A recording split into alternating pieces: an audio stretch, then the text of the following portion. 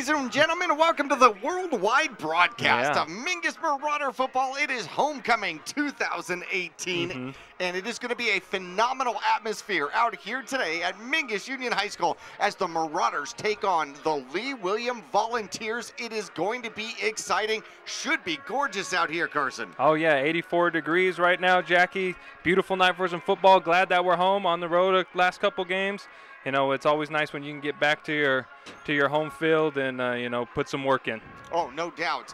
3-0 at home so far this year. 0-2 on the road. Not showing a real good road record so far are the Mingus Marauders. And it'll be interesting to see how this plays out. This is an important game. Every game is going to be important through the Grand Canyon region from this point. Last week, the Lee William Volunteers losing 44-14 to Bradshaw. The Mingus Marauders upset by Coconino by 2 points last week, 42-40. We've got the whole story for you coming up when we get into the Vinny's pregame report. Coming up after this.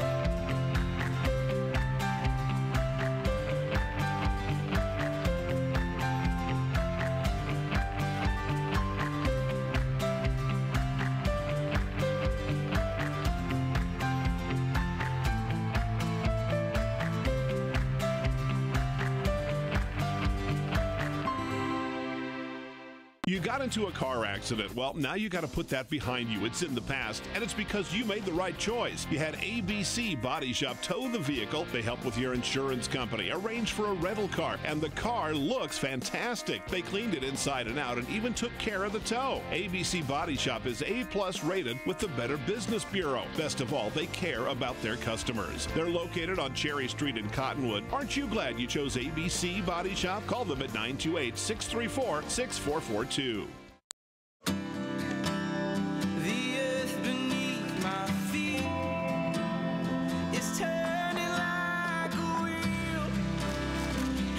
Your first set of wheels didn't come with complications, or strings, or hassles. It can be that way again. There's a simpler way to buy tires at Tire Pros. We're hassle-free, guaranteed. Hi, I'm Crazy Tony, and the reason I'm here today is to explain to you what Crazy Tony's markets are all about. We offer the same amenities as other gas stations and convenience stores. What sets us apart is what we do with our profits. We are going to make a difference in this valley. We will be supporting local nonprofits and missions, and we will also be supporting youth programs. So come on by a Crazy Tony's. We have 3 convenient locations. Together we can make a difference. Have a great day and be safe. 2 things we can count on every year: a new set of tax rules and great weather here in northern Arizona. Jackson Hewitt Tax Service, locally owned and operated by Lewis Rice since 1997, is here for you all year long. Your neighborhood Jackson Hewitt Tax Office will help you in all of your taxing situations. Electronic filing is always free with your tax preparation at Jackson Hewitt Tax Service. Get more in return. Call 1-800-234-1040 for an office near you. All Price Insurance on Main Street in Cottonwood is your local insurance provider for personal and commercial insurance. Call and compare 23 insurance companies for home, health, auto, RV, motorcycle, boat, or ATV. Specialty insurance and insurance bonds are no problem at All Price Insurance. Call or visit All Price Insurance today.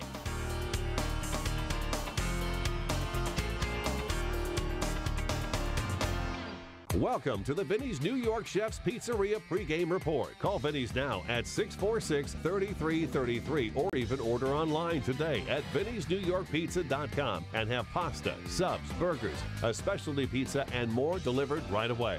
Don't forget the garlic knots and wings. Now, let's head back live to the press box for Jackie and Carson.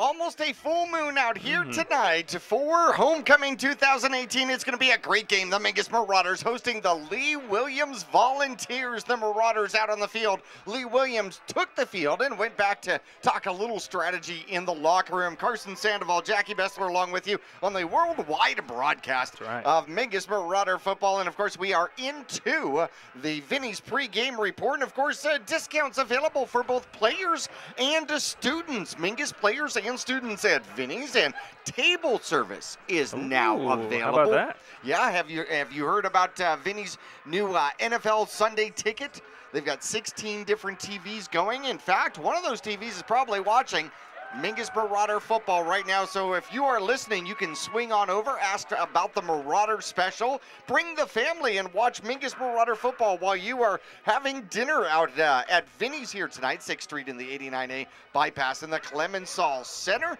in Cottonwood. And out here tonight, Mingus, this has been the real story, falling to Coconino 40-42 last week, and what a game it was. Yeah, really entertaining game, especially getting in that second half. But starting the game, Mingus jumps out to an early 12-0 lead. They were passing the ball down the field on Coconino really with ease. Coconino made some adjustments, and their offense started kicking it into high gear. Their running game was phenomenal. Mingus was having a tough time stopping it.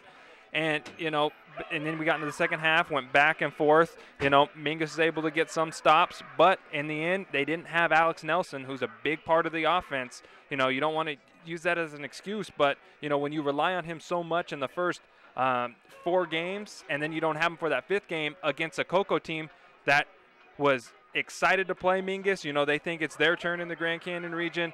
Mingus ran into a tough opponent and unfortunately came out with the L. Double wing offense, and it was Buckley up the middle, and it was Zach Bennett quickly around the corner. It was over and over again, and time of possession went to Coconino. Yeah, no doubt about it. Phenomenal game by Chaz Taylor. Almost, in fact, we had broken records. Single game completion and passing attempt records are now held by Antoine Zabala. Yep. Taylor had a phenomenal game with an 81-yard run back on a kickoff return. He had 13 receptions in the game, which was absolutely unbelievable. Yeah. Machado had a fumble recovery, return for 46 yards right before the end of the half. That was huge. It was 28-20 or 28-24 or 28-26. There we go at halftime. Yeah, Mingus was able to cut it close. They were actually down 28-12, and then the big return by Chaz, as you mentioned, set up a score, and then the forced fumble and pick it up, run it in for 6, really got the momentum on Mingus' side going into half. And I think everyone watching thought Mingus is going to be able to ride this into the second half. But credit to Coconino, they were ready to play all night. They had their fans were terrific. It was a huge game. After they won, you could tell it was kind of like their Super Bowl. It was a huge win for them. And it's important that Mingus bounces back here in the Grand Canyon region against Lee Williams tonight. Coconino is now 4-0. Believe it or not, Coconino is 4-0. So is Seton Catholic, who beat Combs last week, 44-20. Combs still has not won. They are 0-4. Sholo is 1-4. They lost 54-28 to Safford, and a big White Mountain battle tonight versus Winslow for that squad. Mesquite has won 2 in a row, believe it or not. All right. After losing to Mingus, they beat Buckeye last week 54-3. They'll match up with unbeaten Seton here tonight, which will be interesting. Lee Williams lost last week 44-14 at home to Bradshaw, and they're here at Mingus for Homecoming 2018. Mojave, next week's opponent. Opponent bounced back with a 41-26 win over Dysart. They'll be hosting the Flagstaff Eagles here tonight. Bradshaw is at Coconino. So that'll be interesting. If Coconino can get past Bradshaw, they definitely have the inside track on the Grand Canyon region for 2018. Flagstaff is on the road at Mojave, and Prescott, a Bryce Peters field goal in overtime, wins it.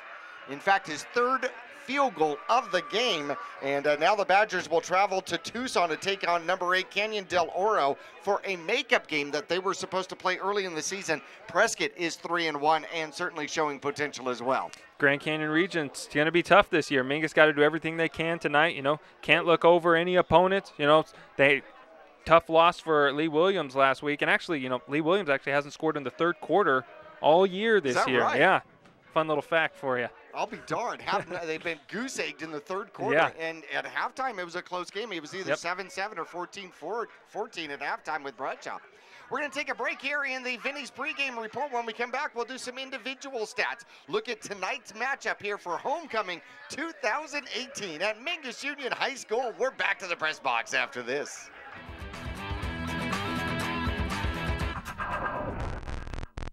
Cliff Castle Casino Hotel.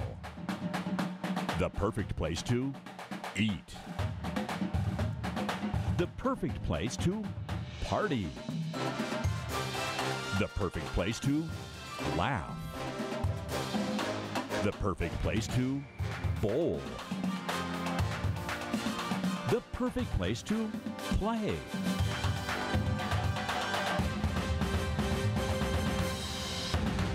Starting in the late 1920s, Grandpa Gettle and his brothers laid the groundwork for what would become a family legacy. Almost 100 years and 100 patents later, Gettle's High Desert Mechanical continues to raise the bar of quality heating, cooling, and plumbing products and services in the Verde Valley. Call Gettle's High Desert Mechanical Heating, Air Conditioning, and Plumbing at 567-2200 or online at GettlesHDM.com, providing solutions for your comfort. Don't settle. Get Gettles and go Marauders. Since 1925, Tiffany Construction has worked with developers and local and federal government to build, expand, and improve infrastructure, roads, drainage systems, and subdivisions. From concept to completion, the Tiffany Construction team provides a full complement of construction services and state-of-the-art delivery methods customized to fit your needs and budget. They're Arizona's longest tenured family-owned and operated civil contractor and proudly serving the Verde Valley since 1991. Tiffany Construction, knowledge and experience to bring your project to reality. You're going to love the new interactive website from Roxu Screen Printers. Now you can create your custom t-shirt design online. Simply choose a t-shirt or hat style, easily upload your logo, or create the perfect design. Workwear, tees, uniforms, polos, and caps, and let's not forget those special occasion tees, all designed online by you. Go to ROKZOO.com,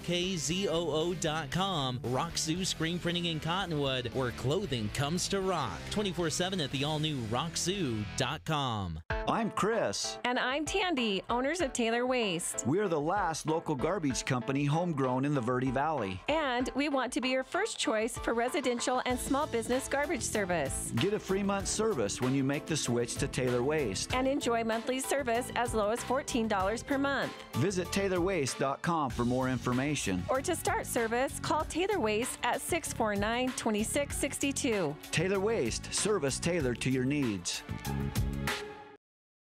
The challenges facing the country never stop. So neither does the U.S. Army. We train, adapt, and get smarter. Every soldier, every unit, every day. Not to keep up with change, but to drive it. Nobody knows what problems tomorrow will bring, but we do know who will solve them.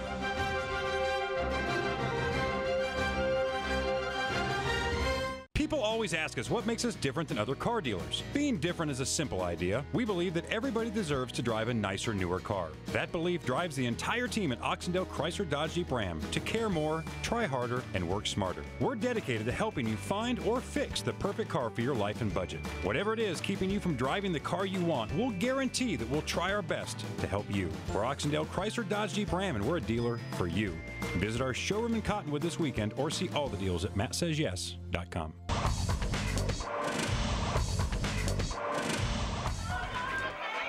Back here at Mingus Union High School, it is Homecoming 2018. I'm excited to see what former Mingus Marauder football players will be wandering the stands. Maybe even some of our legendary coaching staff might stop by. In fact, I saw Coach Dixon on Main Street on the way to the game going, hey, come down and see us. But the legendary coaching staff handing the torches off to Coach Ortiz and Coach Quesada and Coach Fernando and all of the coaches in which they have coached in previous years, which I think is absolutely phenomenal and really stands out and comes together, especially on a weekend like Homecoming. Yeah, homecoming, as a student, and especially as a player, you look forward to this week all year. You got the festivities going on at school. You got the bonfire. Everybody's fired up. Really, it's a time the whole school comes together, and then they all show out here for the football game. We'll have all the names of the kings and queens for you as we go along here. It's going to be a fun night. It will be indeed. In fact, you can watch the game over at Vinny's New York Chef Pizza. Don't forget, online ordering is as easy as Vinny'sNewYorkPizza.com. You can view their new menu and new menu selections and items and options, and you can order right online. Vinny'sNewYorkPizza.com. The Marauder Special, 20-inch one-topping pizza, 20 wings, 12 garlic knots, a liter of Coke, just $29.99. And don't forget, you can get Vinny's right here at Mingus Union High School. They sell it right through the snack bar, and so that'll be phenomenal. Hey, the Mingus Marauders and the Lee William Volunteers out here today. The Mingus Marauders, after the loss to Coconino, took a shot in the rankings. Have not seen a shot like this in a while, so Mingus has got to be hungry for a bounce back, losing 2,000 points, 2,000 positions in the national ranking, losing, 32 spots in the state ranking, and dropping from number 8 all the way down to number 18 in the Max Preps ranking. Now, of course, those aren't official for the state. No, not official, but you never want to see that. That's a big drop. That's why this game tonight is so critical. Oh, certainly so. And obviously, Nelson being back will make the Marauders at least feel more than one-dimensional, although I thought Kilby Fanning did a fantastic job running out of the backfield. Yeah, he did. He runs hard. He's always going to run hard. You give him the ball, he's going to punish the defender when they try to tackle him. And I thought when Coach Ortiz decided to give it to him, he did his job. He did what he was supposed to do. The line did an excellent job blocking for him. But unfortunately, Coco's running game was just a little bit stronger than ours. Certainly so. Zabala coming in with over 1,000 passing yards halfway through the season. I'm not sure I have seen that in my tenure as a Mingus Marauder broadcaster. No, leading the Grand Canyon region by far, over 1,000 yards passing. But second is Lee Williams quarterback here, Enzo Marino. He's got 613 yards, so very respectable. Actually tossed 5 touchdown passes against Kingman in their 53-0 win 2 weeks ago. So we know that he can throw the ball around. They got a passing attack here this year with a new offensive coordinator. That would be Patrick O'Boyle, actually moving over from special teams last year. So he decided, they want to go with more of an aerial attack this year. As Mingus has decided to do as well. So it's kind of the popular trend here. You see it obviously you see it in NFL, you see it in college, and now high school's getting on the same page. Well, certainly so. On the ground, we're going to be the 1,000-yard countdown really quickly as Nelson comes in with 946 rushing yards on the season. So the 1,000-yard season countdown will begin in the first quarter. Oh, I'm excited. Oh, it'll be fun. And obviously he leads the Grand Canyon region and is into the 4A rankings in the top 10 as well. Yeah, and the Austin Clark running back from Prescott, not far behind him with 844 yards, going down to number 9 in Grand Canyon region, 9 in rushing. That's Cameron Ott, 254 yards for Lee Williams here. So Mingus going to have their hands full. Having Nelson back is, going to lift the spirits of this team. Obviously, you could tell last week, not having Nelson, your big weapon on offense, is going to have some sort of effect. So it's good to have him back tonight. I can't wait to watch him run. He's going to be running a little bit angry tonight, I think. 2 and 3 on the year are the Lee Williams Volunteers. They've scored 129 points, given up 114. They have losses to number 21 Lake Havasu and number 31 Buckeye, but they beat 2A River Valley and beat a couple of weeks ago Kingman Academy, which is kind of their rival. 53-0. So that was a huge win. That is a 3A team, but so far has not beaten a 4A team so far this season. As you see Lee Williams coming out on the field, we're going to keep it here because I know the Mingus Marauders are going to be out of the tunnel at any moment, and we have a special treat for you. We have an entire choir from Mingus Union High School to do the national anthem out got here for homecoming, which is going to be absolutely phenomenal. You were talking about Enzo Moreno with 613 yards. He's got 7 touchdowns, only 3 interceptions to go along with that. However, he is a threat to run as well. He's got 170 yards on the ground, and he will run out of the backfield without a doubt. They've got several receivers. In fact, they have thrown to 9 different receivers this year. So obviously they will spread the wealth around in the aerial attack. So it's hard to know exactly who to cover at that particular point or who to put your best guy on. Yeah, obviously Moreno is the focal point of this offense. Again, they're going with the passing attack this year. Mingus is going to have to do well in the secondary because they're going to want to spread us out, throw the ball downfield. You know, the thing with the passing, you might not always complete a pass, but you open up the door for a pass interference, which moves the ball down the field with ease nowadays. So Mingus is going to have to be on their toes. I'm sure they did a lot of prep work in the film room this week.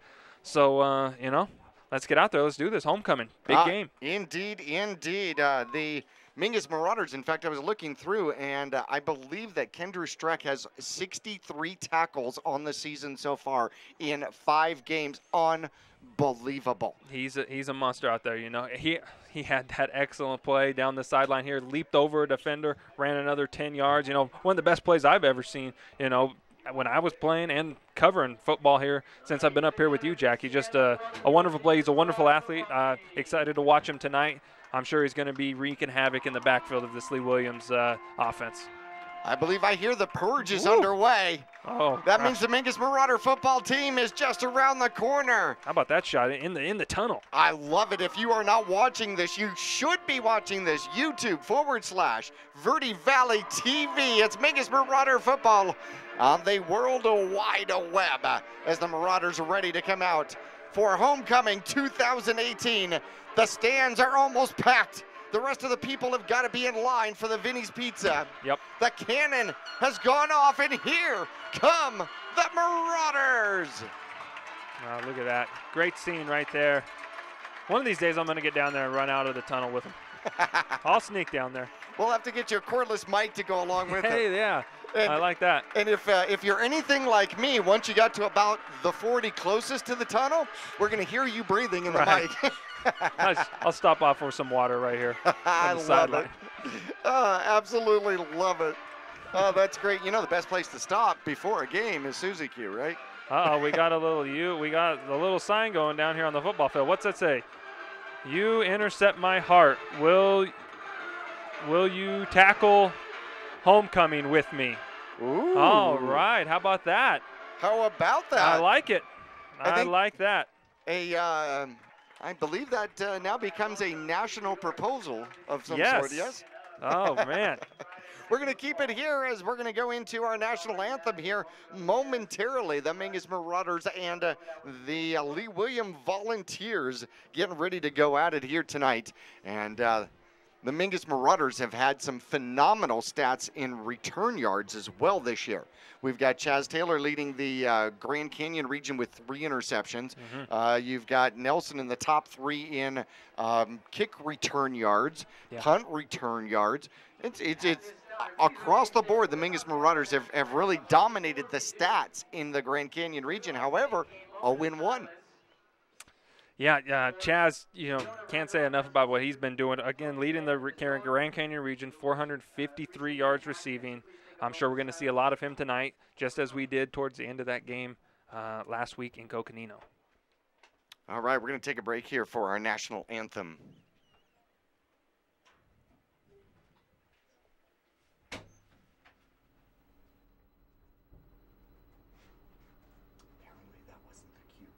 Okay, thank you. And at this time, we ask that you please remain standing for the national anthem as sung by the Mingus Union High School Choir, led by James Ball. Oh, say, can you see by the dawn's early light what so proudly we hailed at the twilight's last gleaming, whose broad stripes and bright stars through the perilous fight o'er the ramparts we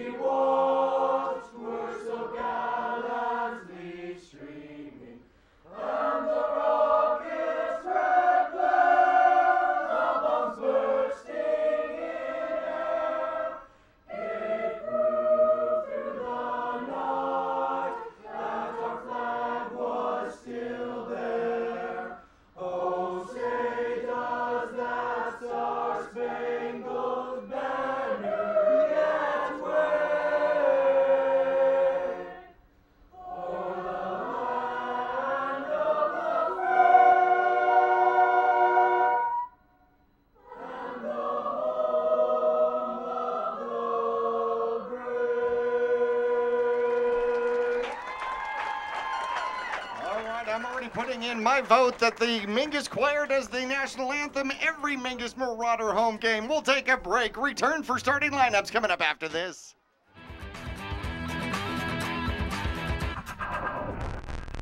The Suzy Q Market is the most convenient stop for road trips with 1,500 beverage selections and plenty of snacks. And save on Conoco fuel with your Kickback Rewards card. The Suzy Q drive-thru window is the most convenient way to stop for those essentials on the way home. Road trips start here with something for everyone. At Suzy Q. Shop local first, always. Go Marauders! People often refer to Larry Green Chevrolet as the people place. Keeping that reputation is a priority in the community and with every customer that comes through the door. Larry Green Chevrolet, we're better and we'll prove it. If you're in the market for a new or pre-owned car, truck, van, or SUV, you'll find our selection extensive and the sales team professional and courteous. Visit Larry Green Chevrolet just off Highway 260 next to Walmart or LarryGreenChevrolet.com. You got into a car accident. Well, now you got to put that behind you. It's in the past, and it's because you made the right choice. You had ABC Body Shop tow the vehicle. They help with your insurance company, arrange for a rental car, and the car looks fantastic. They cleaned it inside and out and even took care of the tow. ABC Body Shop is A+ rated with the Better Business Bureau. Best of all, they care about their customers. They're located on Cherry Street in Cottonwood. Aren't you glad you chose ABC Body Shop? Call them at 928-634-6442. This has been Vinny's New York Chef's Pizzeria pregame report. Call Vinny's now at 646-3333. Order online today at vinnysnewyorkpizza.com for pickup or delivery and have delicious pasta, subs, burgers, a specialty pizza, and more ready to go by game time. Vinny's Pizza, located at 516 East 89A in Cottonwood. Call them at 646-3333 or online at vinnysnewyorkpizza.com. We'll return for the kickoff right after this.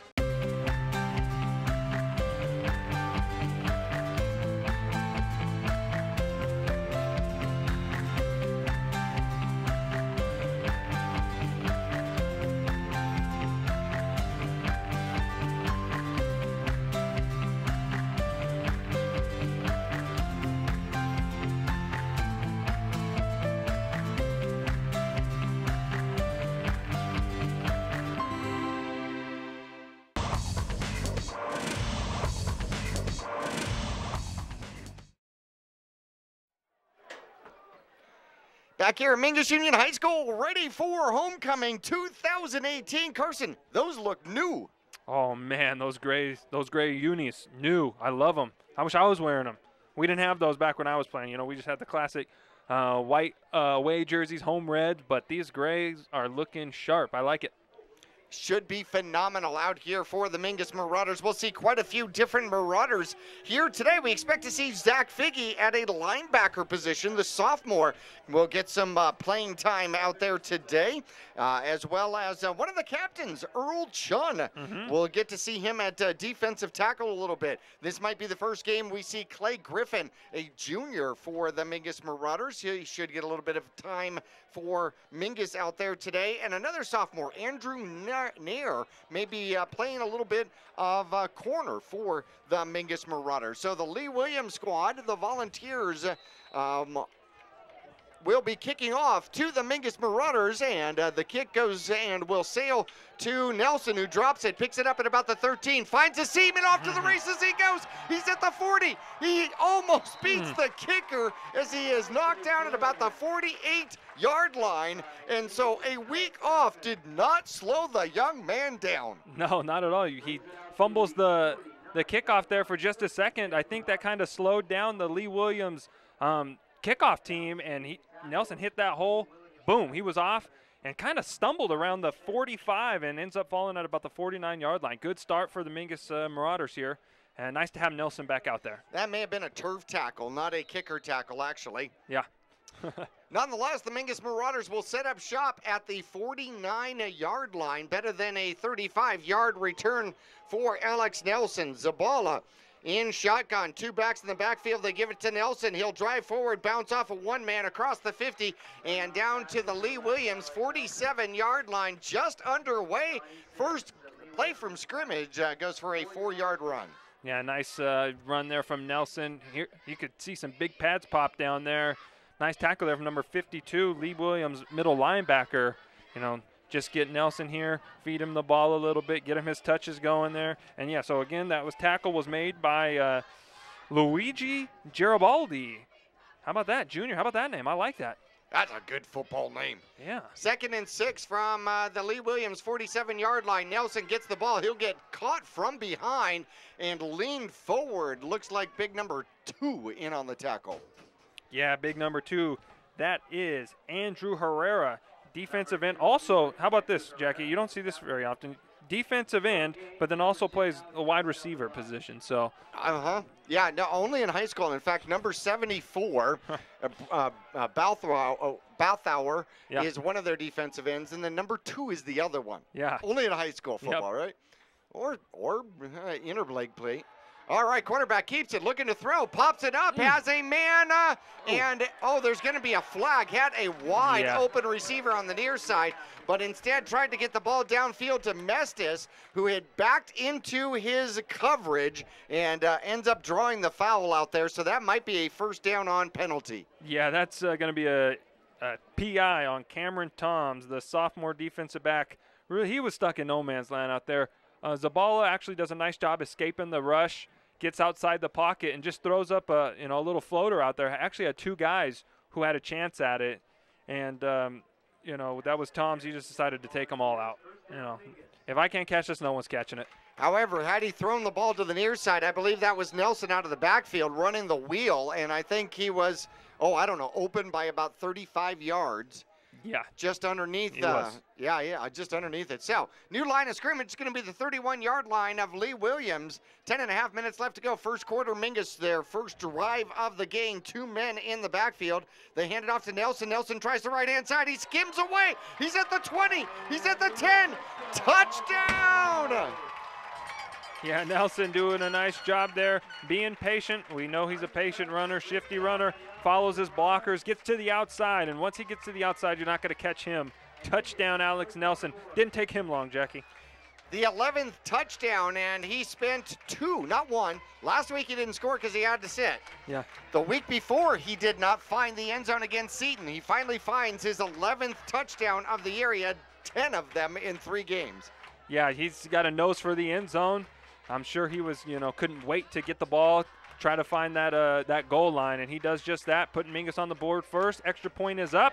Looks good. It is good. Mingus up to a 7-point lead with 10 minutes, 20 seconds to go here in the first quarter. Special team play could be huge. We'll come back for the kickoff coming up after this.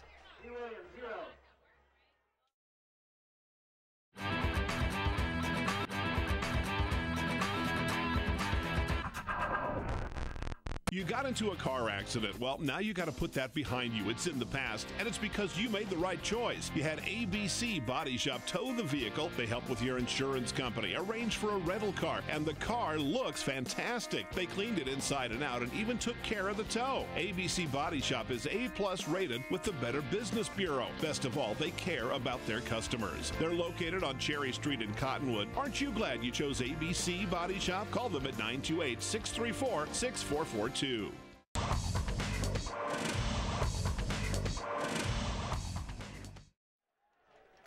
Back just in time for the Mingus Marauder kickoff. Rodriguez approaches the ball at the 40, puts a boot into it. Line drive. It'll take it was gonna bounce down to the 5-yard line.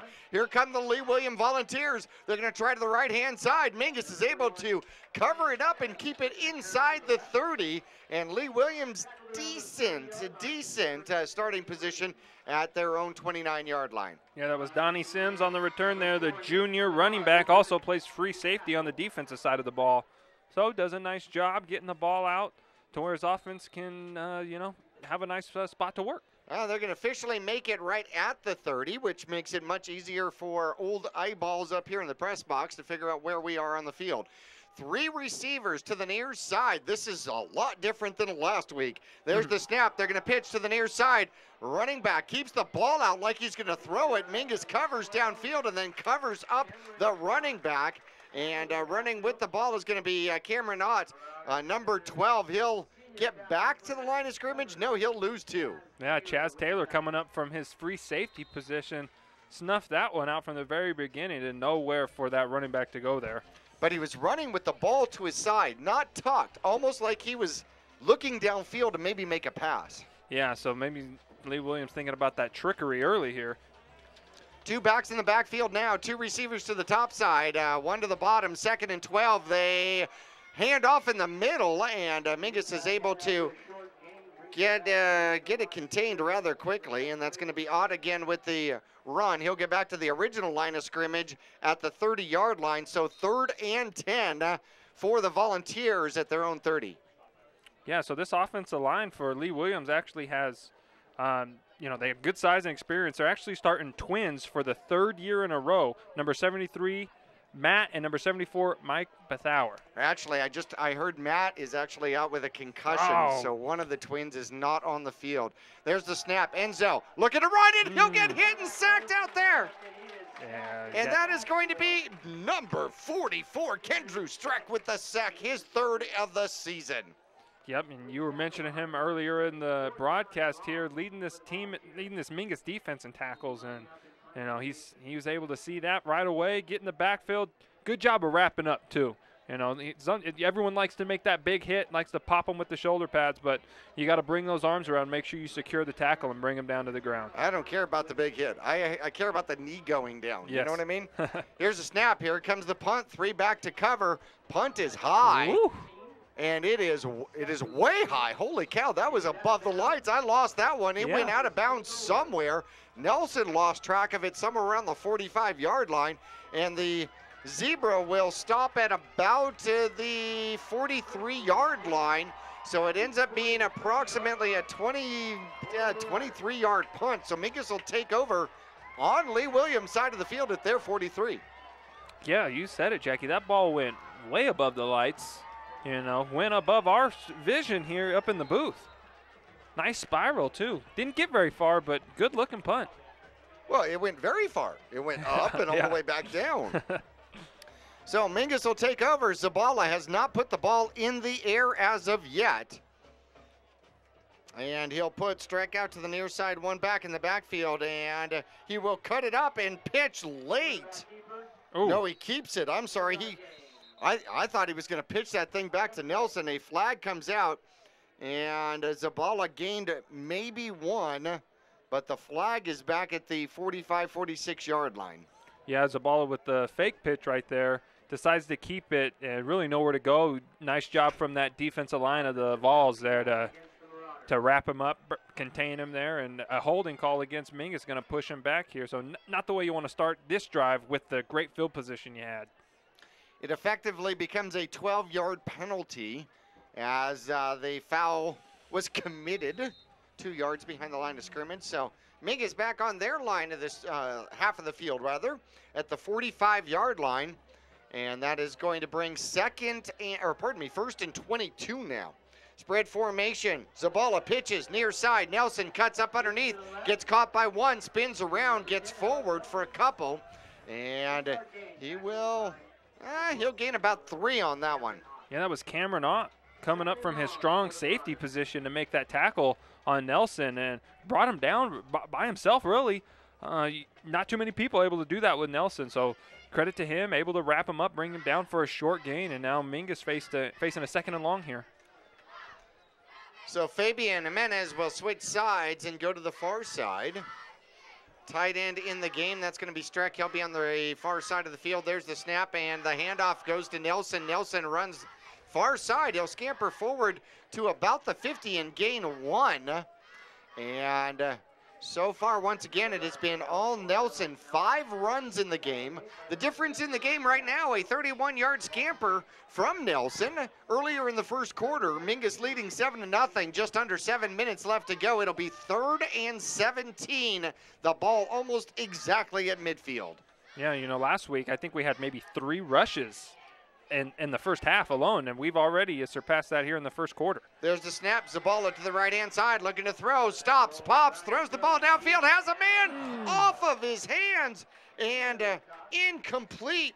Good route, good pass, and just not a good connection out there. That's going to bring 4th and 17 for Mingus at the 50. Yeah, that sure touchdown there if Chaz is able to hang on to it. Unfortunately falls to the turf there, but that's one, Chaz is going to catch, more often than not. He knows that, and he's frustrated with himself. He's coming to the sideline.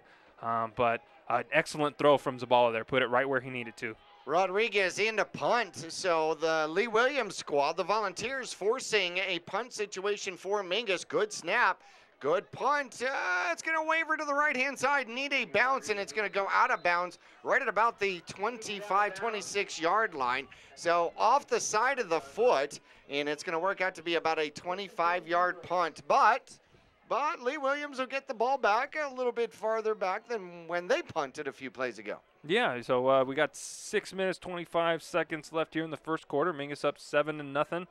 Offense so far looks good for Mingus. They had a pass play there, able, if completed, probably a touchdown. Not the case, so defense have to get back out there. They did a nice job making Lee Williams go 3 and out last time. We'll see if they can do the same here.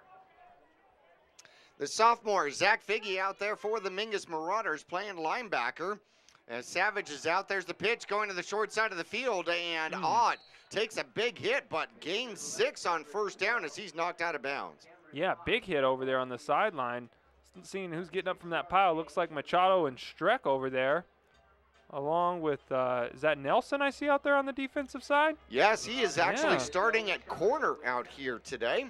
So Nelson getting some defensive time. Both of these squads, Volunteers and Mingus, have one of the same diseases, which is they've got a lot of kids going both ways. Yeah, and you get into the 6th game of the year, those injuries start to pile up. So, it looks like we got some movement on the far side of the field. That was looked like number 8, Hunter Sturgill, just getting a little bit antsy over there. So a false start, that'll move the Vols back 5 yards. Unfortunate for them because they had a nice run on first down there. Yeah, it was second and 3 maybe, and now 2nd and 8 as the ball goes back to their own 27-yard line. 5.5 minutes left to go. Mingus on top so far for homecoming 2018, 7-0. And you always wonder when the receiver moves early, was that because he was supposed to get the ball? Yeah, maybe. He gets a little bit excited out there. One back in the backfield as Enzo comes to the near side, throws, has a man, and could have gone to either one of them, and it's number 13 on the reception out there, and that's going to be Farron, their leading receiver. Yep, Cody Farron there with a nice route, takes it right to the sideline, and Moreno puts it, right where he needs to, and that's going to be just about 2 yards short of the first down. So they basically get back the 5 they lost in penalty, and I was going to look up. Farron has got 203 yards and 2 touchdowns, 17 receptions on the year coming in. So 3rd and manageable, 3rd and a long 2 out there right now for the Volunteers. There's the snap, there's the pitch. Ott cuts up underneath, finds a hole, gets a first down, and will be ridden to the ground just past the 40 out to the 41. And so Lee Williams moves the chains with the 7-yard run. Yeah, nice run there. Cutting it up. Saw a defender, puts his foot in the turf, gets upfield, picks up a hard-fought first down, and that's something this Vols team, they've been struggled with some points last week against Bradshaw. Lost that one kind of big, was at 44-14. Looking to get in a groove here offensively, see if this Mingus defense can slow it down. And the referees will put their hands up in the air, and they are going to ask Mr. Kendrew Struck to come out here for a moment. I am going to assume that is going to be blood or some sort of an equipment thing. Oh, yeah, we need a Band-Aid. Yeah. So Mingus gets another linebacker in there. They run right at him, and Mingus is able to cover it up. A short gain, 2 yards out there as they give it to Ott once again. He's got 254 rushing yards coming into the game. 47 carries on the season, 3 touchdowns. Yeah, he's a nice back to have. He does a lot for this team. Again, another guy that goes both ways. So they rely on him a lot, this Vols team. So Mingus going to have to key on him if they want to slow down this Vols offense. By the way, Ryan Griffin wearing number 72 at the defensive end position Didn't have 65 in Gray's odds. Cuts it over and finds a lane just short of the first down as he will be tackled out there by the Marauders right at midfield, but it's going to be third and manageable once again. Yeah, nice job from the Vols there, reading where their blockers are taking that hole, and he cuts it up for a nice gain, and now Mingus defense going to have to come up here with a stand. So right now, for the Mingus Marauders, right there, the defensive end, I'm looking out there, Capello. Isaiah Capello in the middle has got to be big and strong, and there is a push forward, and it looks like Mingus trying to strip the ball. Yeah. But it's going to be a first down. Donnie Sims with the carry and the run, and he'll pick up 4. Yeah, Donnie Sims, usually, you kind of want your big guy taking that short yardage run right there. You know you're going to take a big pounding in that middle there. But Donnie Sims, on the smaller side, very quick though, finds a little hole, able to get inside and pick up another first down for this Vols offense. Empty formation out here for the Volunteers. There's a snap. Enzo comes to the near side, looking to throw, looking for a receiver. He's going to tuck and run. Ooh, a big hit out there on number 7, but he will go forward for about 5 yards to the Mingus Marauder 41-yard line. Yeah, it's nice to see him pop up after that hit. Took a helmet right to the knee, but he seems to be okay. Running over to the sideline to the coaches to get the play. And another good gain for the Vols on first down here. They got a little something going. Actually give him 6 yards on the carry out there. And they put the ball right out the Mingus Marauder 40-yard line. Deepest drive for the Volunteers from Lee Williams, who trail the Mingus Marauders first quarter action 7-0. One back in the back, two backs in the backfield now. And it will be the quarterback's going to keep it, and around the corner he goes. He'll get down to the 30-yard line, and he'll pick up 12 as Mingus bit inside. Yeah, that was Marino there. As you mentioned it earlier, Jackie, he's a threat to throw it and run. He sees a little hole. He decides, the heck with the pitch. I'm going to take this myself, and again, moves the chains for Lee Williams. Well, Cameron Ott probably had almost a full rushing yard before he pulled it out of the gut. Yeah. So that's 4 hands on the football right there at the line of scrimmage. Yeah, you got to be, really consistent with that mesh in the backfield. Don't want to fumble it, especially if no one's even touching you.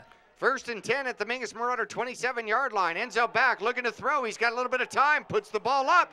Double coverage, and it could have been picked off. No, it is defended well out there. Coming over the top is going to be Chaz Taylor to knock it away. Yeah, nice job from Nelson and Chaz right there, playing the ball, getting it at its highest point. Looks like we had 3 guys going up for that, but Mingus does a nice job just knocking it out of bounds, not giving the Lee Williams receiver any chance to come down with it. So 2nd and 10 is the Volunteers with 54 seconds left to go in the first quarter. They go for it all in one pass play. Now they got to go back to the drawing board. 2 backs in the backfield. 1 receiver to the either side. Enzo with the snap, and he gives it to Donnie Sims, and Donnie Sims runs right into the ground. That's McCauley, who comes up with a big tackle for loss. Yeah, I think every single defensive lineman for the Marauders was in on that stop there.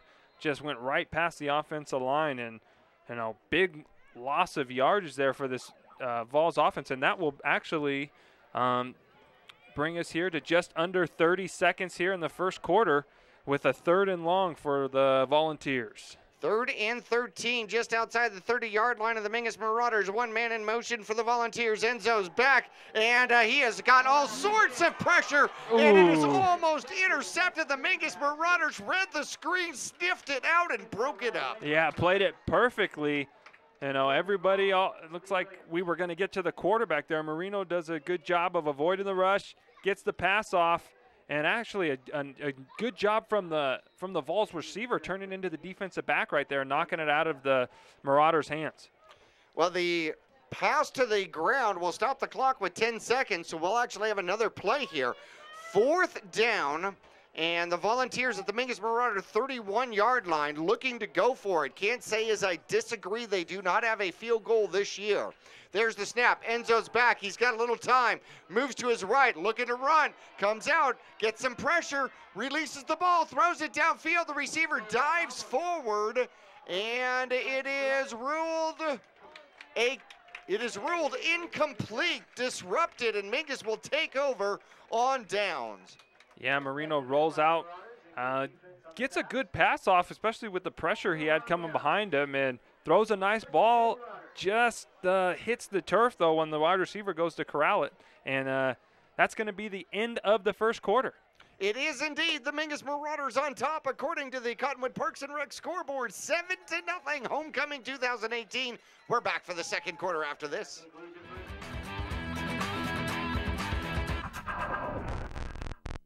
Hi, I'm Crazy Tony, and the reason I'm here today is to explain to you what Crazy Tony's markets are all about.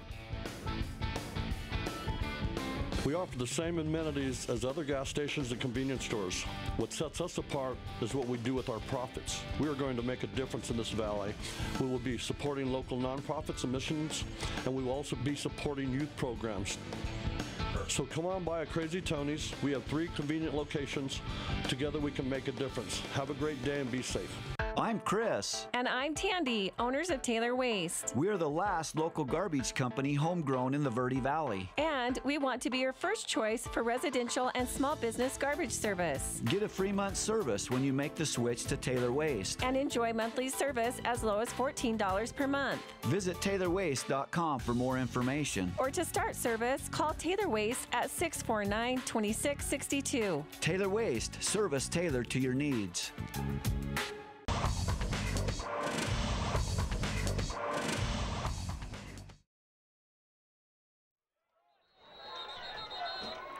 And we will start the second quarter with a flag. Get that litter off the field.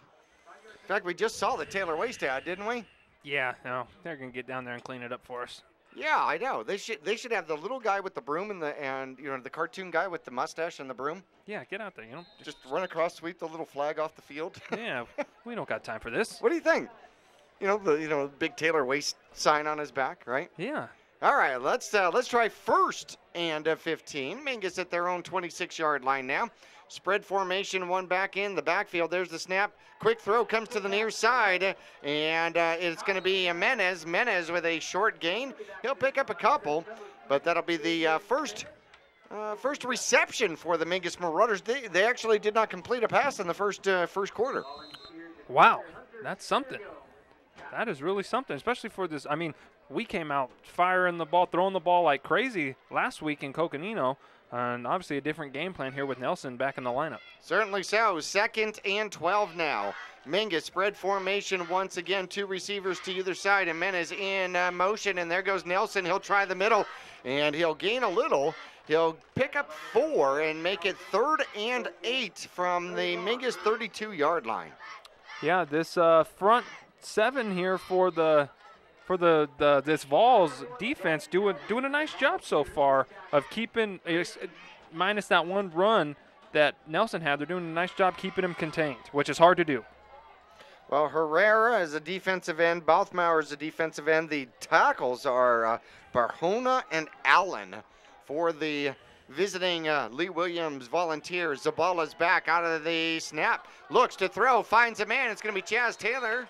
And Taylor will catch it and immediately get out of bounds and pick up the first down. And that'll be the first throwing first down for the Mingus Marauders as they'll have the ball at their own 44. Chaz knowing just the right amount of yards he needed to pick up that first down. Runs it, acts like he's going deep up the field, cuts it off, and Zabala puts it right where he needs to pick up that first down for Mingus. Nice job there, little pitch and catch. Move the chains. Hopefully that'll get this Mingus offense in a groove. 293 throwing yards last week, and Zabala's looking to throw again. Avoids pressure, puts the ball up. He's going for Taylor. Taylor comes back and catches it. He's at the 23-yard line, and then he'll get pushed forward down to about the 20. And a great back shoulder throw out there for the Mingus Marauders. Yeah, the cornerback had no idea the ball was even in the air. Chaz turns around, stops on a dime there, and the cornerback just flies right by. Chaz able to catch it, secure it, gain a couple more yards, and this Mingus offense looks to be going here, firing on all cylinders. That's a Top Gun thing, right? We're going to put the brakes on, they'll fly right by? Yep. Yeah, absolutely. Back-to-back receptions out there for the senior Chaz Taylor. He's got 47 yards on 2 receptions. And 2 backs in the backfield now. Mingus just at the red zone. There's the snap. Zabala's back, looks, throws, has a wide open man far side. It's going to be Nelson. Nelson cuts it up inside and touchdown. Alex Nelson out of the backfield, his second touchdown of the game. Yep, little swing pass out there to Nelson, and he does the rest. As soon as he gets it, sees he's got a block downfield, goes a straight line right into the end zone. Nice job of Zabala hitting him in stride there, able to make him, waltz into the end zone.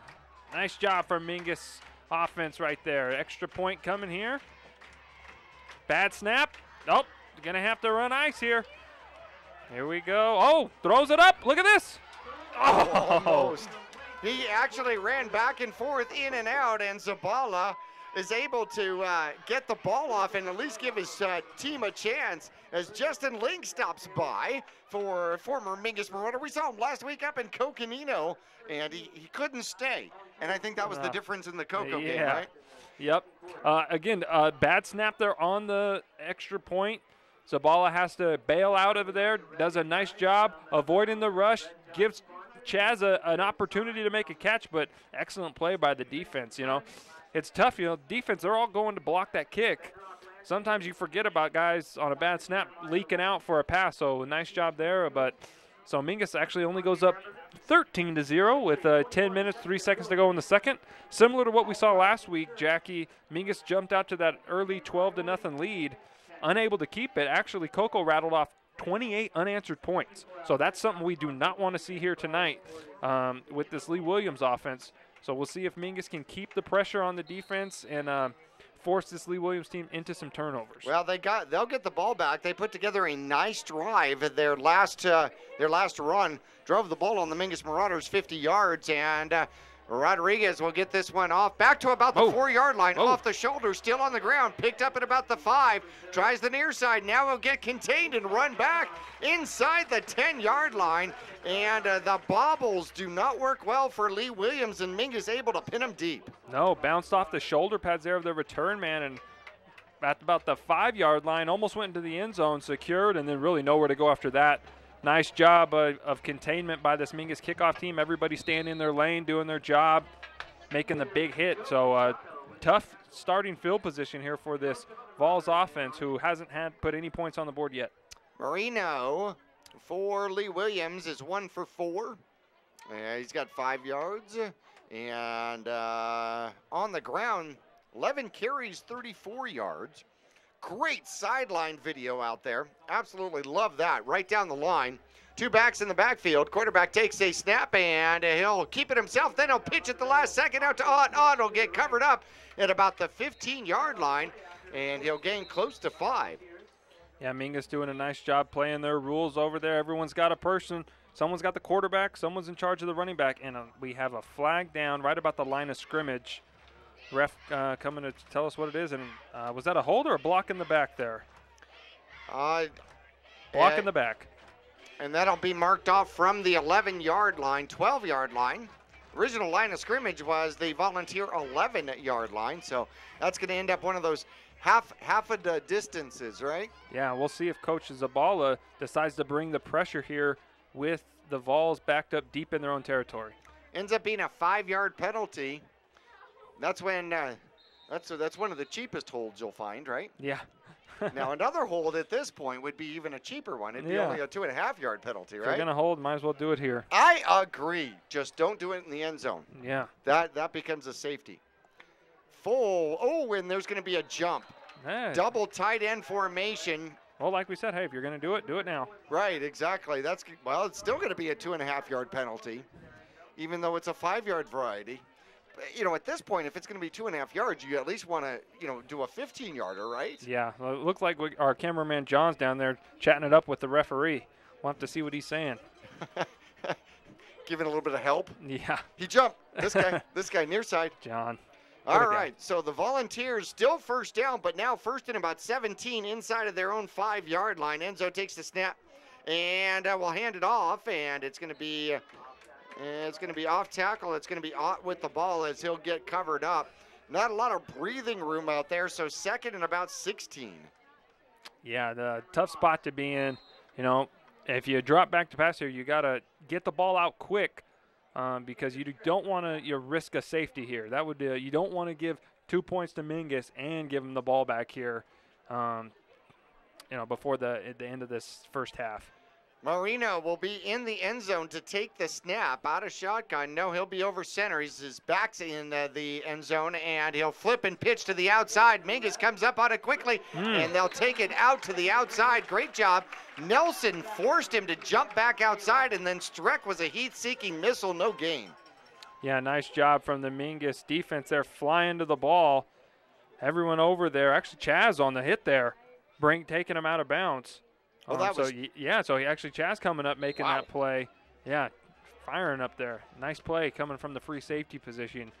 He does a great job reading back there. Multiple missiles, right? Yes. There we go.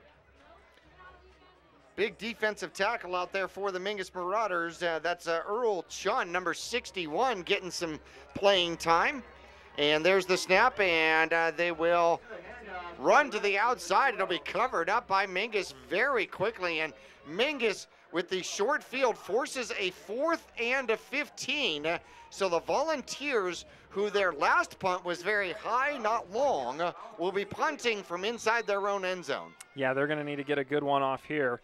Either way, Mingus is going to get good field position. And if I'm this Lee Williams punter, I'm not kicking it towards Nelson at all. And where exactly do you kick it then? I'm aiming right for my coaches on the sideline there, trying to get it as far as I can. Well, he puts it straight up so that it's going to be very hard to run back, and it is going to bounce, and it'll bounce out at about the 40-yard line. So right in his coach's hand. Yeah, right, at least in the trainer's hand, without a doubt. So effectively, that works out to about a 25, 26-yard punt, but it does put Mingus inside Lee Williams territory. They're going to start off at the Volunteers' 39-yard line. Yeah, and Mingus really found something on that last drive between Zabala and Chaz. Just going right down the field there. If I was Mingus, I'd keep going to that, until they stop it or until they make an adjustment. Chaz is having his way out there tonight. So we got Jimenez and Taylor to this side. You've got Mestis and Streck to the far side. Nelson in the backfield. Zabala's looking to throw. Pitches downfield, has a man wide open, touchdown! 39-yard touchdown reception goes to Taylor. Yeah, nice post route there from Chaz, and Zabala puts it right on his numbers, but we actually have a man down on the field here for Mingus. Not sure who it is right now, but we got the trainers running out there. Hopefully he'll be okay. Yeah, but nice pitch and catch there from Zabala to Taylor. But now our attention on the man on the field. Hopefully he's going to be okay. We're going to take a quick break here. Give him a little bit of privacy out there. They've got a couple of different trainers out there to take a look at him. We'll take a break here. Mingus on top now, 19-0. Extra point yet to come, or the try yet to come here at Mingus Union High School for 2018 homecoming. Wait. We're gonna get him up and give him an opportunity to walk off the field. And that is going to be 60, who is getting up gingerly. That's Christian Ruiz. Yeah, and nice to see him walk off the field, or under a little bit of help. But either way, he's up, and that's what we want to see. Certainly. So that's the starting right guard for the Mingus Marauders. So not a man you want to lose. You do not want to lose anybody in the trenches out there. Mingus will line up, and I'm trying to see who has come in for him out there, and it's going to be McCauley who will step in at the guard position. Number 77 will step in at the guard position as Ruiz is almost off the field, and Jasmine's going to take good care of him, get him over to the trainer's table here relatively quickly. Already down Tyson Savage, and I believe that's an ankle that is keeping him out of this one as they're looking for the snap.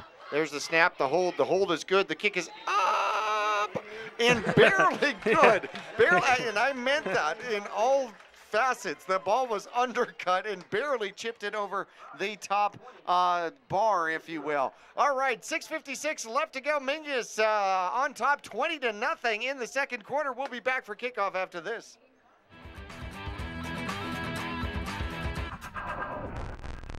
All Price Insurance on Main Street in Cottonwood is your local insurance provider for personal and commercial insurance. Call and compare 23 insurance companies for home, health, auto, RV, motorcycle, boat, or ATV. Specialty insurance and insurance bonds are no problem at All Price Insurance. Call or visit All Price Insurance today.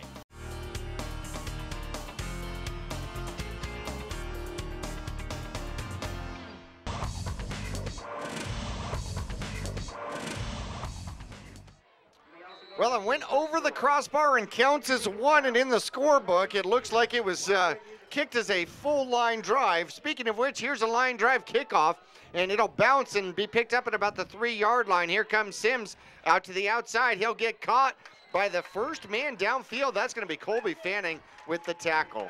Yeah, and a little Grand Canyon region update here. And first quarter, from the score I'm seeing here, Cocoa and Bradshaw tied at 7.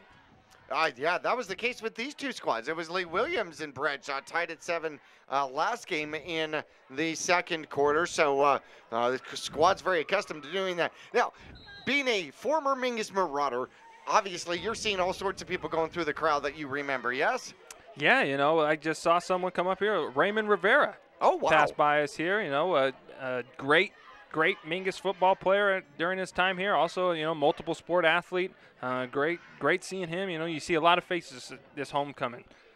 Marino under center. He'll take the snap. He'll roll to the right-hand side. Gets pressured and gets away from one tackle and then is brought down. The second man gets him. Streck almost had him. And it looks like Machado is going to clean it up. He tripped him up, slowed him up, and Machado able to catch him for the second sack of the game.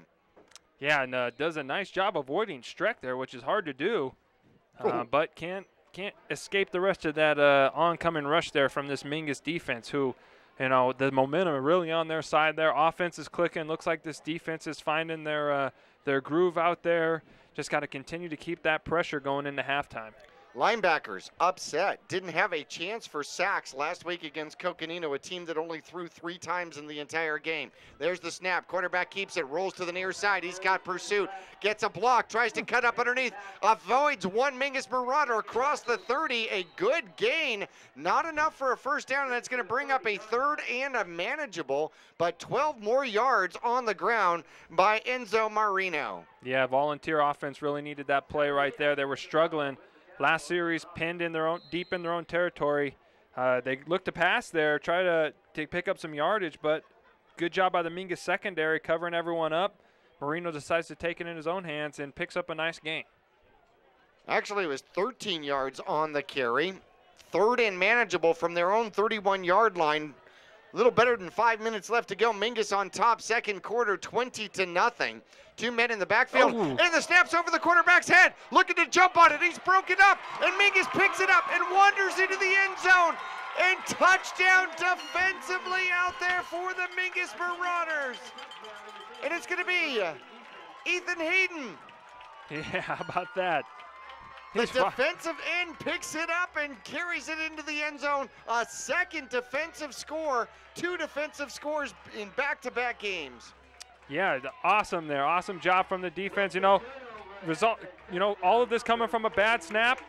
You know, most important part of the play is the snap. Goes way over the head of Marino. Mingus defense swarming to the ball. A little scoop and score there. And we got this stands are fired up right now on homecoming night. Smoke across the field. That's cannon fire or cannon smoke out there. 5:04 left to go.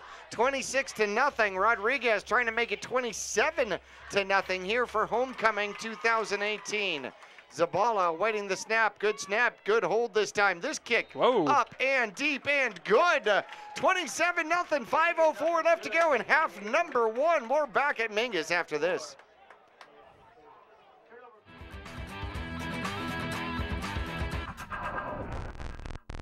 The challenges facing the country never stop. So neither does the U.S. Army. We train, adapt, and get smarter. Every soldier, every unit, every day. Not to keep up with change, but to drive it. Nobody knows what problems tomorrow will bring, but we do know who will solve them.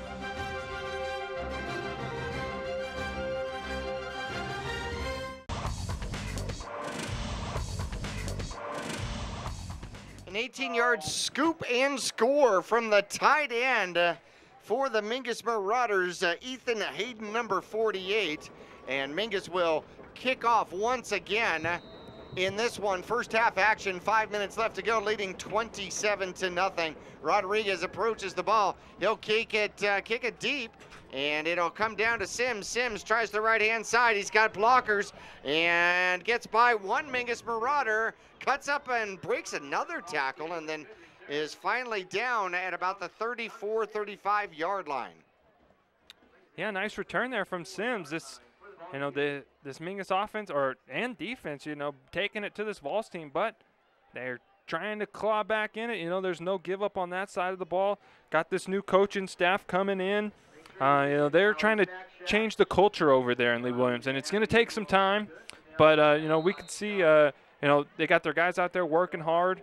This Mingus team's got a lot of firepower, so they're doing their best they can out there. And Mingus doing a nice job responding so far in this first half after the tough loss last week. Certainly so. Great bounce back for the Mingus Marauders here in the first half. Moreno over under center. He'll pitch to the near side, and it's going to be Sims. Sims finds a seam and off to the races he goes. He's past the 50, cuts it back, and down into Mingus Marauder territory, down to about the 35. He goes from the 35 to the 35 in one play. Yeah, nice job there from this Vols offense. The offensive line doing a nice job making some blocks there, and there's a was that Sims, and he's taking a little workload off of Ott here. Ott's their main guy they like to run through. Actually, Ott, all-region honorable mention at linebacker last year. So, not only does he do it on the offensive side of the ball, defense side too. Sims, they got weapons. Marino, he hasn't really gotten into groove passing yet. Credit to this Mingus secondary, but he might be able to go off at any time here. But they certainly changed the field position without a doubt at the Mingus Marauder 35, 1st and 10. And Moreno will throw to the far side, gets hit right away. The pass is complete on the far side. That's going to be Farron again, and he'll pick up a quick 6 or about 5. We'll see where they spot the ball. They're going to put the ball at the 29-yard line, so 6 yards, and he's got his second reception of the game. Yeah, then there's a nice little rhythm pass there from Marino. Maybe that'll get him going here. But so far, they earlier in the first quarter, Lee Williams able to take it down to about this spot on the opposite side of the field, taking it into Mingus territory. Now we'll see what they do down here. Quarterback takes the snap, looks to throw, throws quickly outside. And I don't think Mingus was supposed to be as close defensively to Herrera. I think they were expecting Mingus to play off, and Mingus did not play off and screwed up the whole play. Don't you hate that? Yeah, Nelson actually, we usually see him, receiving the ball there, but doing a nice job at the cornerback position tonight. So, he has a week off, comes back, decides to go both ways here.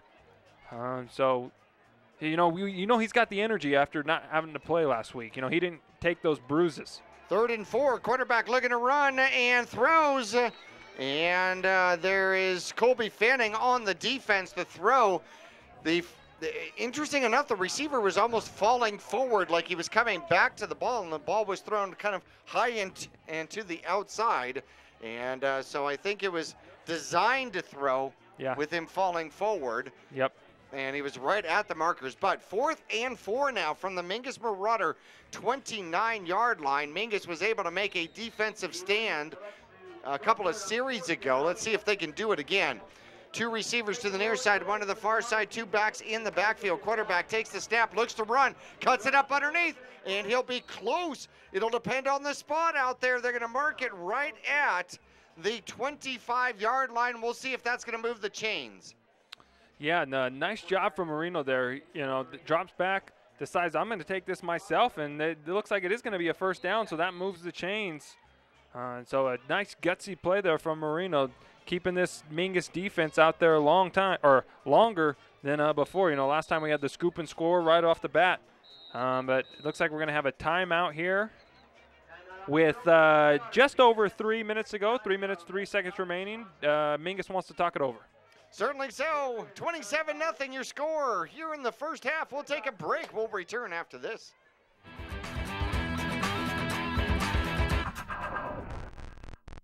Cliff Castle Casino Hotel. The perfect place to eat. The perfect place to party. The perfect place to laugh. The perfect place to bowl. The perfect place to play.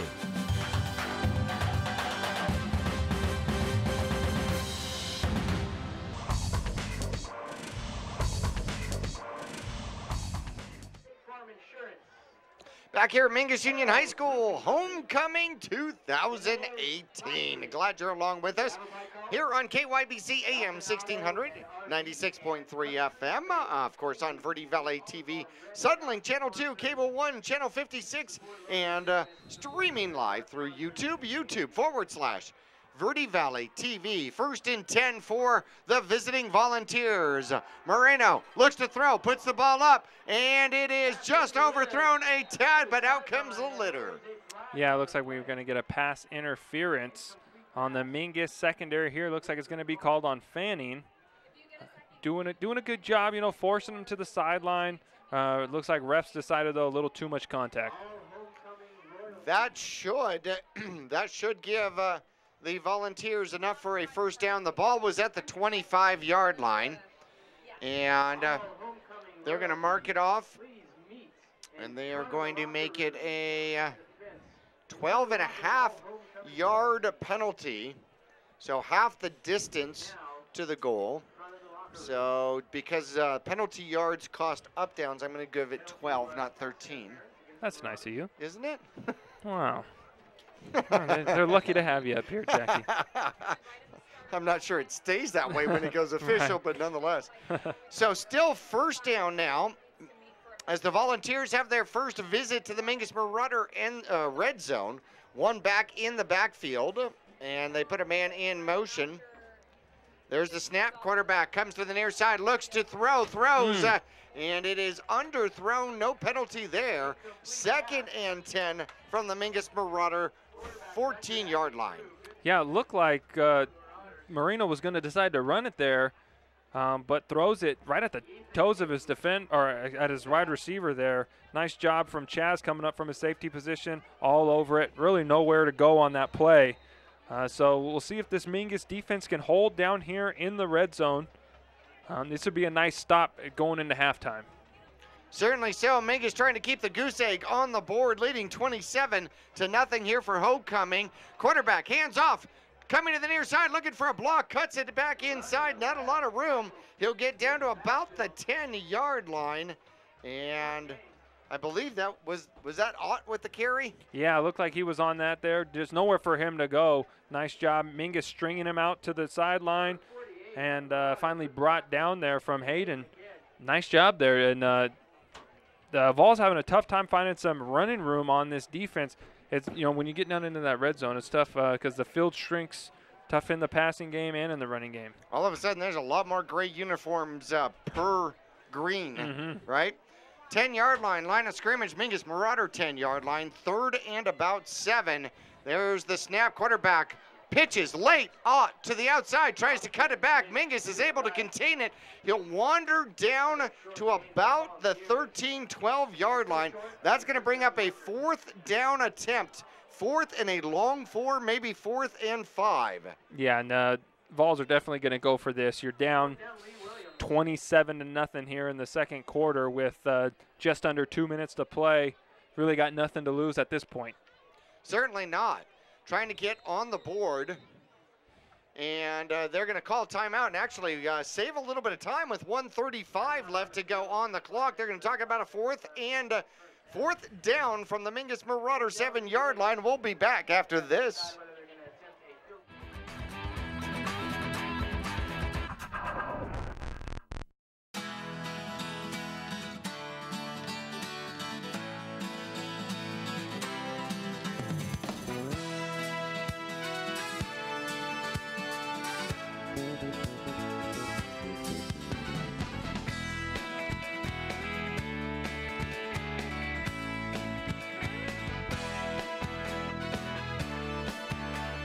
Our whole team is here to help you get the most out of each workout. Here at the Cottonwood Recreation Center. Minute 35 away from the Oxendale Chrysler Dodge Jeep and Ram halftime report here from Mingus Union High School. The Volunteers, here's the stage. They're trailing 27-0 to the Mingus Marauders. 4th and 4 from the Mingus Marauders 7-yard line. One back in the backfield. Moreno will move to the right-hand side. It'll be a direct snap and then a reverse. Oh, and a little Philly throw special. Into the end zone. Touchdown back to the man that started it, the quarterback. Trickery from the Volunteers as they steal 6 points here at Mingus. Yeah, the Vols taking a page out of the Philadelphia Eagles playbook, and also, I don't know if you watched the Thursday night football game last night, the Cleveland Browns playbook. Little, looks like you're running the pitch, then it's a reverse, and the quarterback just leaks out into the corner of the end zone. They find him for the touchdown. So on the reception, it's going to be a 7-yard touchdown reception. And the extra point is up and kicked well through. Interesting. That looks like a field goal kicker there, but they chose not to. 1:28 left to go, and the Volunteers are on the board 27-7. They'll kick off to the Mingus Marauders for the 2-minute drill when we come back after this.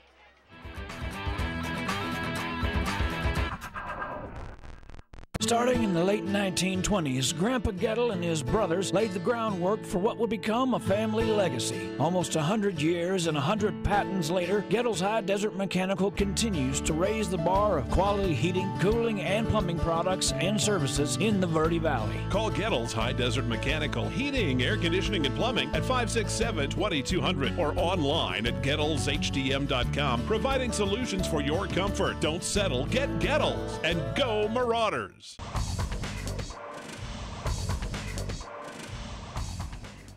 So the 7-yard pass to the quarterback was originally shotgun wildcat, then handed off, and then thrown into the corner of the end zone to the quarterback, who had then lined up as a tight end or a wing. Yes. Did I get that right? You sure? So the Vols go with a squib kick. It's kicked 100 miles an hour, hits a handsman up front for Mingus, bounces off of him, and then recovered by the Vols. Not sure who recovered the ball, had a big scrum there, but now they got the ball at Mingus's about 47, 48-yard line, and they got a little bit of momentum going here. And, a minute 25 to go here, and they get the ball back to start the second half. So this is a big swing of events here in this game if they're able to get some points out of this. Well, how about that? No quit here for the Vols as they want more here before halftime. 1:25 on the clock, and they're probably going to go up top out here near side. Escabel, I think that's who actually threw the ball into the end zone. Right now, Moreno looking to throw. He throws downfield, has a man, throws it, and looking for the flag, gets the flag. And so they get the flag on the far side of the field for pass interference once again. The Volunteer, though, is slow getting up. I think that's Farron on the far side of the field, and he does get up. Okay, he's getting help a little bit up from a coach. At least he's sitting up. Yeah. And he may have gotten the wind knocked out of him, but it's going to be a 15-yard penalty against the Mingus Marauders. So that is a quick way to pick up yardage. Yeah, and so ref running down the sideline, and he's got every coach of the Volunteers screaming in his ear, you better throw that flag. And, he does throw it. Looked like to be good coverage from Fanning over here, but a little bit of contact down low. Kind of forced him into the sideline there, pushing him. I'm pushing you up here. People can't see that. I'm trying to demonstrate what's going on up here. I'm going to throw a flag. Yeah. I'm not letting you catch that touchdown. Not on me. You know what? That's probably a good thing, though. You know, you hate the penalties, but the 15-yard penalty and the ability to play defense again is better than the one-on-one touchdown if he's actually beating you on the outside, honestly. One back in the backfield, and the quarterback's looking to run. He'll get around to the outside, and he'll pick up a little bit as he'll get covered up inside the 30 at the Mingus Marauder 28-yard line. Second down, the clock continues to run. The Volunteers have 2 timeouts left and have not taken one until now. Yeah. They take a late timeout. They wasted about 6 seconds off of that clock. We'll take a break with them. Come back for 2nd and 7 from the Mingus Marauder 29-yard line. The Marauders on top 27-7. Second quarter action. We're back after this. People often refer to Larry Green Chevrolet as the people place. Keeping that reputation is a priority in the community, and with every customer that comes through the door. Larry Green Chevrolet, we're better and we'll prove it. If you're in the market for a new or pre-owned car, truck, van, or SUV, you'll find our selection extensive and the sales team professional and courteous. Visit Larry Green Chevrolet, just off Highway 260 next to Walmart, or LarryGreenChevrolet.com.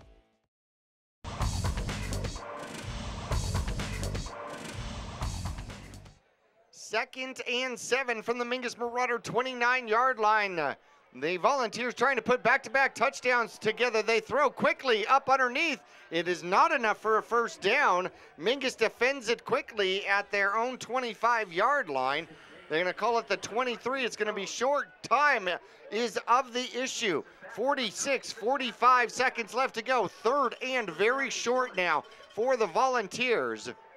5-yard gain out there very quickly. And the quarterback's going to keep it himself as he'll push forward, pick up the first down with 33 seconds left to go at the Mingus Marauder 18-yard line. Volunteers still have 1 timeout left, trying to get back to the line and be ready just in case when they are able to snap this ball again, and they'll set the chains. 28 seconds left to go, and Marino will spike the ball and come over to the sideline, talk about a play. So second down now, 2nd and 10 from the Mingus Marauder 18-yard line. Yeah, so and with 1 timeout remaining, we'll see they can still pick up a first down here. I'm going to guess they're going to be trying to go to the end zone, though, here multiple times. One would think so. 26 seconds left. Certainly going to be hard to run the ball. You got Sims in the backfield out there with Marino. There's the snap. Looking to throw. Throws. Has a man. It's tipped and tipped away. Great defense out there by the Mingus Marauders.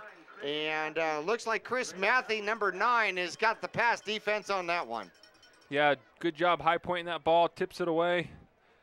Almost actually, almost had a man in the position to intercept that, but ball falls to the ground, and we got now a 3rd and 10 here. You know, again, they could pick up a first down with the 1 timeout remaining. We'll see what they decide to go with here. But, again, Mingus knows they're passing here. We'll see if they can put some pressure on Marino. 22 seconds. Mingus leading 27-7. Quarterback throws. Has a man. Caught. And it's Herrera down to the goal line, but not in. Down to the 1-yard line, 17. He's got 17 yards, and it's going to be first and goal right at the 1-yard line. Last time they got in and did a quarterback keeper real quick, and this time they're going to just spike the ball with 12 seconds and go and talk about it. So maybe I'm incorrect. Maybe they don't have any more timeouts left. The way they're functioning, it certainly looks that way, huh? Yeah, and I thought, they might just do a quick quarterback sneak there. I wouldn't be surprised if they do the quarterback sneak on this play, but I thought they were going to be able to catch Mingus, trying to hustle back to get lined up. But we'll see here. So if they put the ball in the end zone here, this makes for an interesting ball game. Farron splits out wide. Quarterback will run up the middle and touchdown. Moreno gets the touchdown. And back-to-back scores by the Volunteers on homecoming here 2018.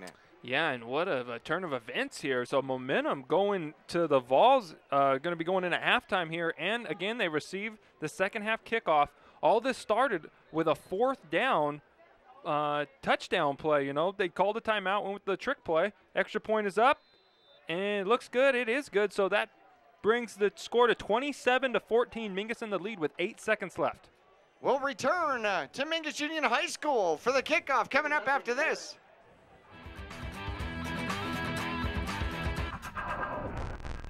People always ask us what makes us different than other car dealers. Being different is a simple idea. We believe that everybody deserves to drive a nicer, newer car. That belief drives the entire team at Oxendale Chrysler Dodge Jeep Ram to care more, try harder, and work smarter. We're dedicated to helping you find or fix the perfect car for your life and budget. Whatever it is keeping you from driving the car you want, we'll guarantee that we'll try our best to help you. We're Oxendale Chrysler Dodge Jeep Ram, and we're a dealer for you. Visit our showroom in Cottonwood this weekend or see all the deals at mattsays.yes.com.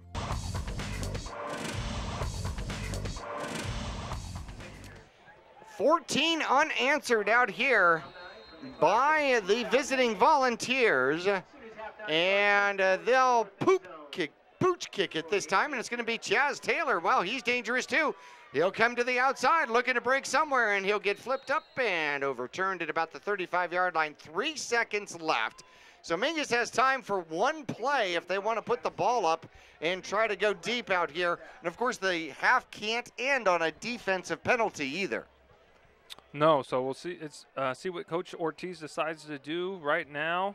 Say maybe they just take a knee and take it into the half, or if they try to go deep to Chaz. But looks like we're going to have a formation. We're just going to hit a knee and get back into the locker room, discuss things at halftime. 13-point lead by the Mingus Marauders here so far at halftime. 27-14, and you are right. The Mingus Marauders will take a knee, head into halftime, and talk about second half adjustments here. We're going to be talking about homecoming kings and queens here at Mingus Union High School when we get into our Oxendale Chrysler Dodge Jeep and Ram halftime report coming up after this.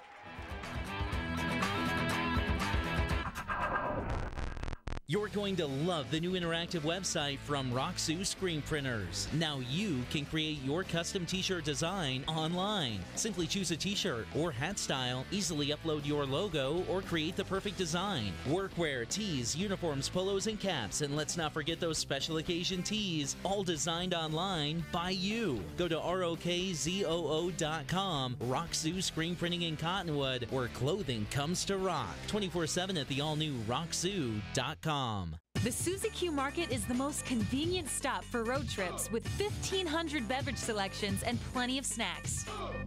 And save on Conoco fuel with your Kickback Rewards card. The Suzy Q drive-thru window is the most convenient way to stop for those essentials on the way home. Road trips start here with something for everyone. At Suzy Q. Shop local first, always. Go Marauders! The earth beneath my feet is turning like a wheel.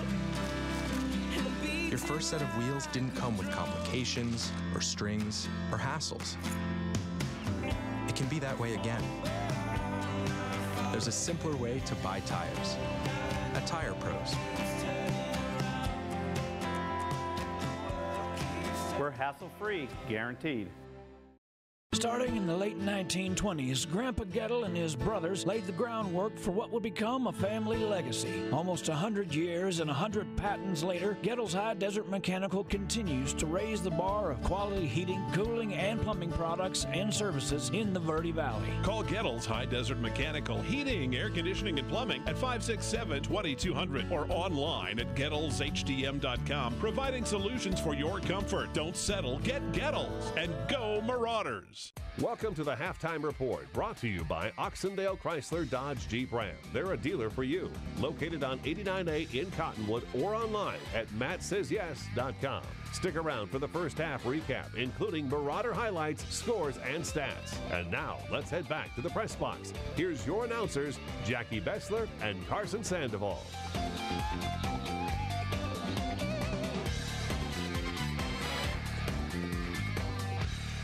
And welcome to halftime here at Mingus Union High School, the Oxendale Chrysler Dodge Jeep and Ram halftime report. The Kings and Queens will be out on the field here pretty soon. Let's do a recap here in the first half. The Mingus Marauders lead the Lee Williams Volunteers by a score of 27-13.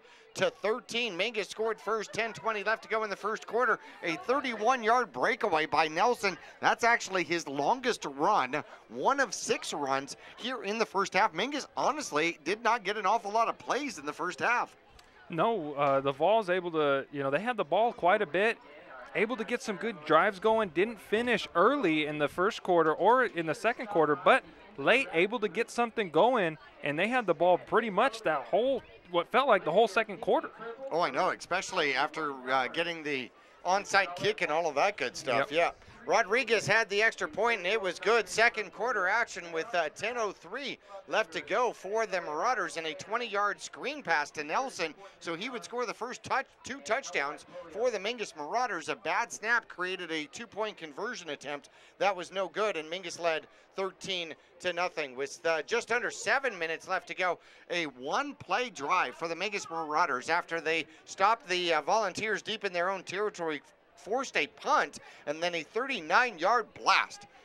Zabala to Taylor for the touchdown, and absolutely beautiful. Rodriguez had the extra point. It was 20-0, and then an 18-yard scoop and score by Ethan Hayden, a defensive score for the Mingus Marauders after the high snap fumble by the Volunteers, and the extra point was good, and then it was back-to-back scores, unanswered points from the Volunteers. They scored the last 14 points in the first half. A interesting play deep in Mingus's territory. Quarterback wanders to the side, pretending to talk to the offensive line. Wildcat snap, handoff, who came around the corner and threw to the quarterback, who was now a receiver and had run downfield. Clever play. Yes. If you watched the Super Bowl this last year, you saw the Philadelphia Eagles run that play to perfection. So they decided to do that. It was successful, and that whole thing started this little run they kind of went on at the end of the second half. If Mingus stuffs them there, they get the ball back, probably run the clock out, and it's either Mingus scores again or it's 27-0 going into halftime. But Vols find the end zone, then they come back, do what looked like a squib kick. Kicker kicked it really hard, bounced off a couple Mingus handsmen up front, and they jumped on it, got the ball at about the 48-yard line, and were able to drive down the field and score with just under 10 seconds left. Certainly so. A 17-yard pass on 4th down set them up at the 1-yard line, and then Moreno has scored both touchdowns, one receiving. Quarterback has scored both touchdowns, one receiving, one rushing. And so he's got both touchdowns. But 27-14, the Mingus Marauders still up by 2 scores here at halftime for the 2018 homecoming game. And we're going to take a break here in the Oxendale Chrysler Dodge Jeep and Ram halftime report. We're going to get some info and start talking to you about our kings and queens and royalties and such. All the festivities for homecoming 2018 coming right at you after this.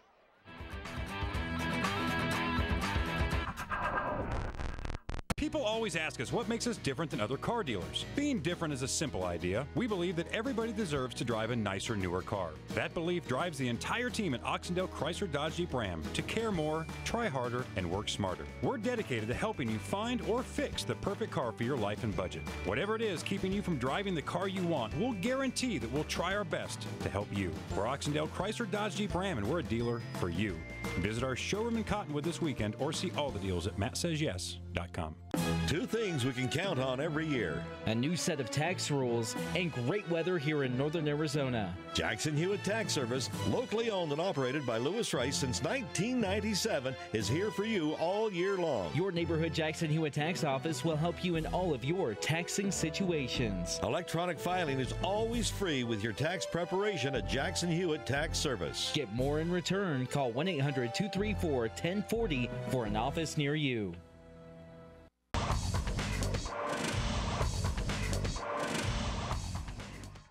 Back here at Mingus Union High School, we've got royalty coming out onto the field, and I believe that is Nick Yatsenko on the knee with the field camera. And your royalty shots out there here at the Oxendale Chrysler Dodge Jeep and Ram halftime report. Hey, don't forget, MattSaysYes.com. MattSaysYes.com. That's where you're going to find out all the details.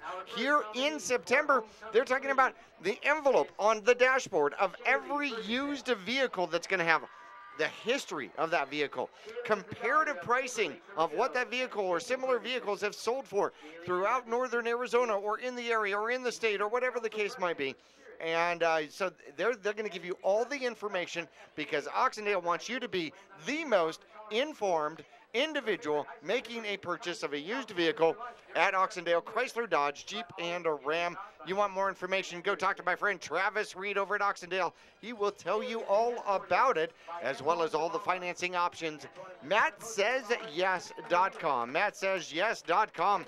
And I see the freshman court, the sophomore court, the junior court, and they are starting to introduce our senior contestants for King and Queen out there. Yeah, let's get right into it here, Jackie. So let's start with the freshman. Freshman class princess is Geneva Altamirano. She's being escorted by the freshman class prince, Dante Gabaldon. And moving on to the sophomore class princess, that will be Natalie Rogers. She's being escorted by sophomore class prince, Nick Finger. And the junior class princess is Olivia Gordon. She's being escorted by junior class prince, Chance Densmore. And our King and Queen contestants out here. I see gray uniforms. How about that? Yeah, our first nominee here is Homecoming Queen is Shaylee Ferguson. Shaylee is the daughter of Kimberly Carrillo and Jamie Ferguson. Shaylee is the student council president of Spirit and Activities for and is the president of FFA. Nice. After high school, she plans on attending cosmetology school. Her favorite high school memory is trying to sneak off campus for lunch during her freshman year, but always getting caught by Miss Anderson. Shaylee, she is being escorted by, you might know this guy, Antoine Zabala. No kidding. Antoine Zabala is the son of Jose Zabala and Christina Wheeler. Antoine is a member of the MUHS football team, as we all know. After high school, he plans on trying to pursue his football career or enlisting in the U.S. Navy to become a Navy SEAL. His favorite high school memory is his sophomore year homecoming. Our second nominee for Homecoming Queen is Bailey Frank. Bailey is the daughter of Samantha and Wesley Frank. She is a member of the MUHS cheer team and link crew. After high school, she plans to attend college to become an ultrasound technician. Nice. Her favorite high school memory is from the first time she flew in cheer. And here we go. Bailey is being escorted by Tommy Watson, another member of the MUHS football team. He is the son of Brenda and Matthew Watson. He is also in the FFA. After high school, he plans to enlist in the United States Army. His favorite high school memory is competing in the fair for FFA. Well, I want to say that Brenda Watson is the cheer coach, and Tommy's dad, I've coached with him, and he has been a phenomenal help. Also has been an officer on campus and has served his country as well. Chaz Taylor, another homecoming king possibility out there, and it appears that it could be, it might be. Chaz Taylor is homecoming king. Yes, and it looks like he is out there with Riley Marie Burke, who again, Chaz and Riley Marie Burke were again nominees, and it looks like they're going to bring home that crown. And what does the female wear on the head? Is that a crown as well? Are they all crowns? Yeah, I believe so. Okay. Yeah, I certainly imagine. We're going to start with the sashes. Now, there we go. So what do we know about Chaz Taylor and our homecoming queen out there? Okay, so Riley Marie Burke, she is the daughter of Eric and Lisa Burke. She is a member of the MUHS swim team, National Honor Society, and Student Council. After high school, she plans on attending Grand Canyon University to study nursing. Her favorite high school memories are from swim meets, carb loading, bus rides, and the state swim meet. And moving on to our king here, Chaz Taylor. Obviously, we know he plays football, but he's also an excellent basketball player. He's a member of the National Honor Society. After high school, he plans to serve a mission for his church and then attend college. His favorite high school memory is spending time with his friends.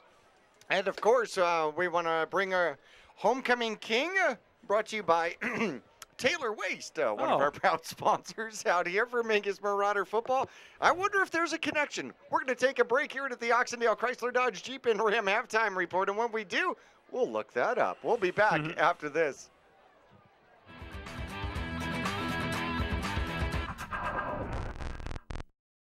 The challenges facing the country never stop. So neither does the U.S. Army. We train, adapt, and get smarter. Every soldier, every unit, every day. Not to keep up with change, but to drive it. Nobody knows what problems tomorrow will bring, but we do know who will solve them.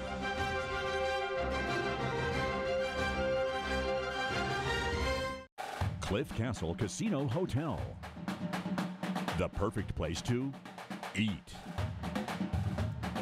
The perfect place to party. The perfect place to laugh. The perfect place to bowl. The perfect place to play.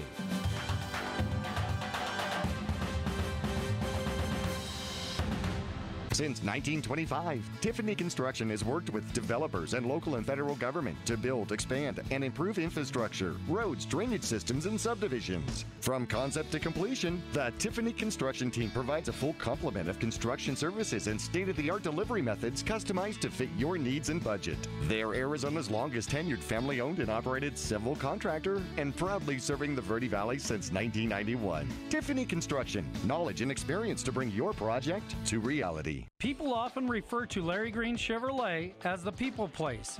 Keeping that reputation is a priority in the community and with every customer that comes through the door. Larry Green Chevrolet, we're better and we'll prove it. If you're in the market for a new or pre-owned car, truck, van, or SUV, you'll find our selection extensive and the sales team professional and courteous. Visit Larry Green Chevrolet just off Highway 260 next to Walmart or LarryGreenChevrolet.com. All Price Insurance on Main Street in Cottonwood is your local insurance provider for personal and commercial insurance. Call and compare 23 insurance companies for home, health, auto, RV, motorcycle, boat, or ATV. Specialty insurance and insurance bonds are no problem at All Price Insurance. Call or visit All Price Insurance today.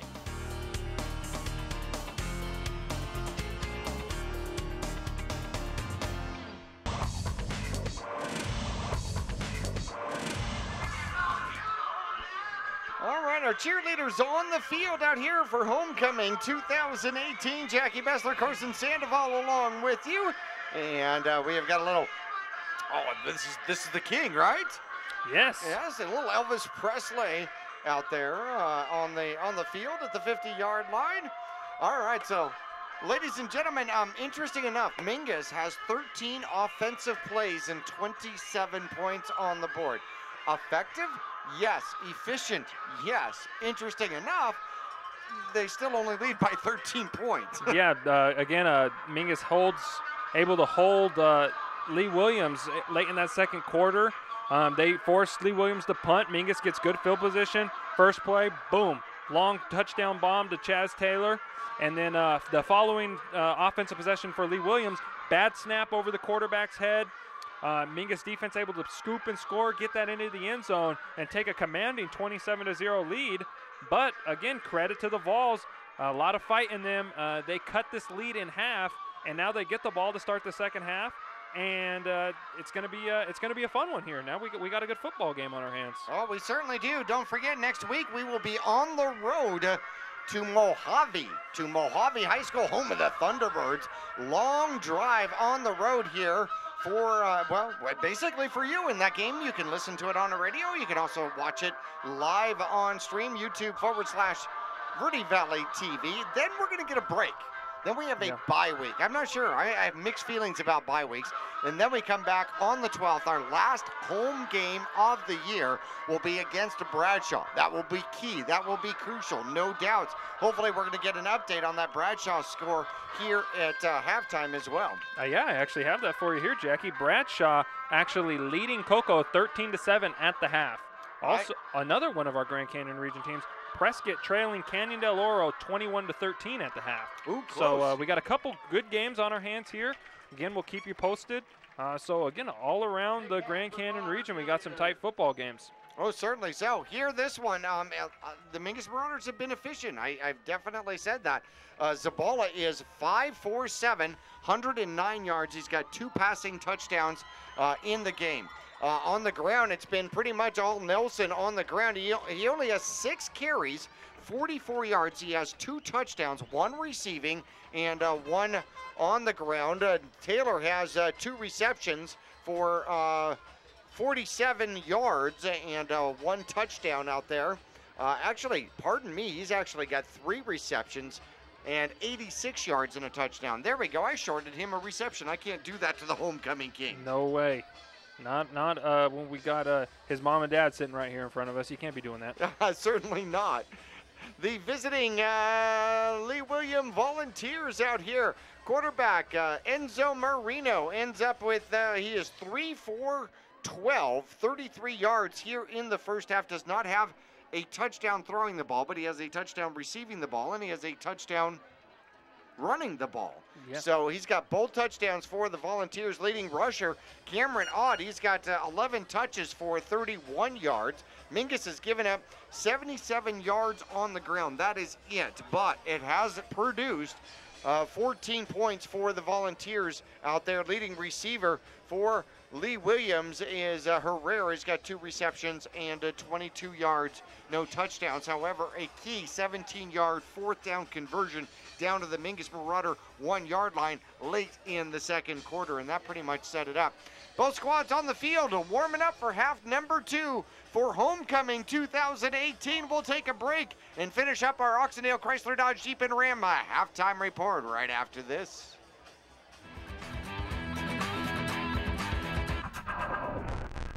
You're going to love the new interactive website from Roxu Screen Printers. Now you can create your custom t-shirt design online. Simply choose a t-shirt or hat style, easily upload your logo, or create the perfect design. Workwear, tees, uniforms, polos, and caps, and let's not forget those special occasion tees, all designed online by you. Go to ROKZOO.com, Roxu Screen Printing in Cottonwood, where clothing comes to rock. 24/7 at the all-new Roxu.com.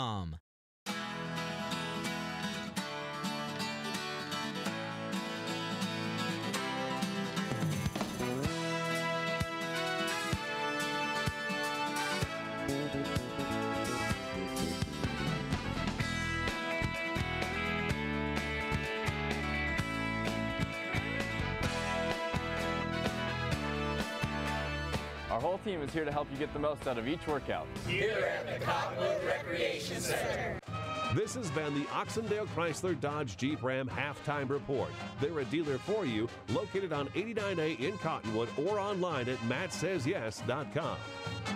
We'll return for exciting Mingus Marauder football second half action on KYBC 96.3 FM, online at myradioplace.com, or Verde Valley TV Cable 1, Channel 56, Sudden Link Channel 2.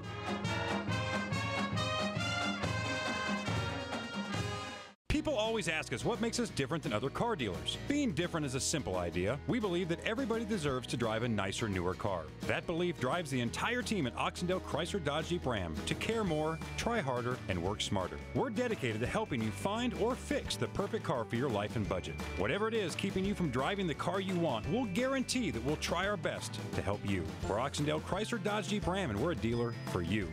Visit our showroom in Cottonwood this weekend or see all the deals at mattsays.yes.com.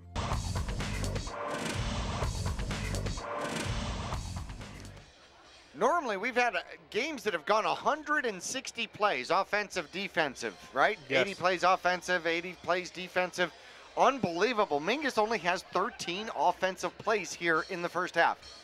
Yeah, I mean, that incredible to have only 13 plays and put up 27 points. Again, credit the defense on one of those scores, but some quick shots to the end zone for Mingus, able to really do that here, able to set them up for success. But here we go, second half. First half's over with, new ball game here.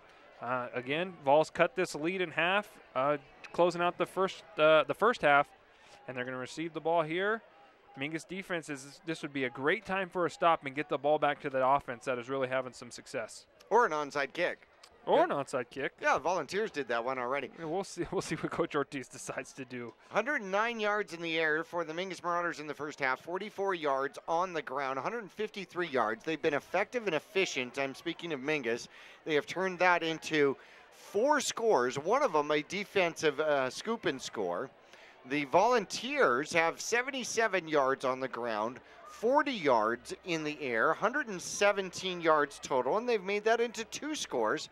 Effective still. Oh, my goodness. Yeah, we got some good football here tonight. So 37 plays for the visiting Volunteers, 13 plays for the Mingus Marauders. Yeah, but I'm going to guess there's going to be more plays in the second half. Maybe so. And a little pooch kick comes down at about the 30-yard line, and it's still loose. Mingus jumps on it, and Mingus does get the ball. They cover it. And we've seen Mingus do this multiple times this year, and it looked like it's going to be number 6, Andrew Neer, who comes up with the ball. The Lee Williams receiver, maybe just at a mental lapse there, didn't even decide to try and catch it. And again, Rodriguez is probably the best. I would say he's got to be the best in the state at putting the ball right there where nobody is, right around the 30-yard line. Always does a nice job just dropping it in there.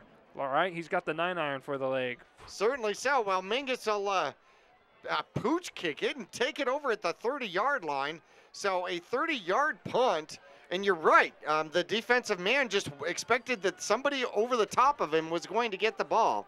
Mingus sets up shop offensively at the 30-yard line. They hand off to Nelson. Nelson, right-hand side, cuts it inside and down to about the 22-yard line. A great gain, 8 yards to start on first down, and he is exceptionally close to being a 1,000-yard back. He needs 54 yards. He has 52. I think he's probably going to be on his way there. Nice tackle from Luigi Garibaldi, the inside linebacker, junior inside linebacker for this Lee Williams defense. So the Mingus Marauders come back out. This could be the play that we have the 1,000-yard back in 6 games. And there's the snap. As he cuts it back inside, he's going to earn every one of them. And he gets the first down. He picks up 4 yards and a bruise in 1,000 yards for the senior Alex Nelson. Yeah, congrats to him. And again, congrats to that offensive line out there who's doing an excellent job this year. Really opening up some holes for him, and he does an excellent job finding those holes, running hard, punishing a defender who tries to tackle him. Now we'll see if he can punch the ball into the end zone on this drive. Mingus will set it up with a new set of downs. They've got the lead. They hand it off. Nelson cuts it back up underneath the 20, finds some running room. He's at the 5. He's at the 4, the 3, the 2, and dives forward and will get stopped short. From the 19 to the 2, a 17-yard rumble, and Nelson found open space and grass out there. Yeah, stopped on a dime, made 2 Lee Williams defenders miss, and almost able to punch it in. Now Mingus setting up here down at the 2-yard line. Zabala walking up to the line of scrimmage, telling the guys, hey, here we go. This is how the first drive started. It was 6 straight carries by Alex Nelson, and they will give it to him again. He follows his blockers into the end zone. 3rd touchdown for Alex Nelson, a 2-yard run, and that's going to make it 34-14 out there. And you know it's homecoming when you've got multiple fire engines and ambulances out there to set off the lights. Yeah, we got everybody in town here tonight. Well, it looks like great showing here. Stands are rocking, and again, a nice start to this second half. Mingus, kicking the ball off, but gets it back right away and takes advantage of it. Scores with just over 10 minutes to go here in the in the third quarter. Rodriguez set for the extra point attempt. Good rush, good hold. The kick is up and good. And Rodriguez has been perfect on the ones he gets to kick. It's 35-14. The Mingus Marauders leading here on homecoming. We'll be back after this.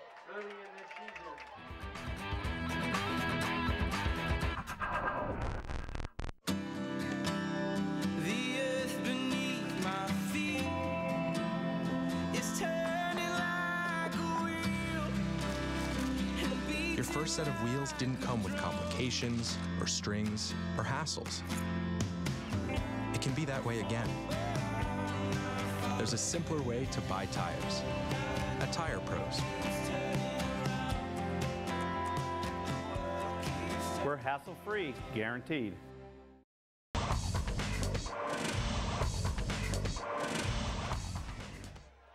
Back here at Mingus Union High School, 34-14, the Marauders on top.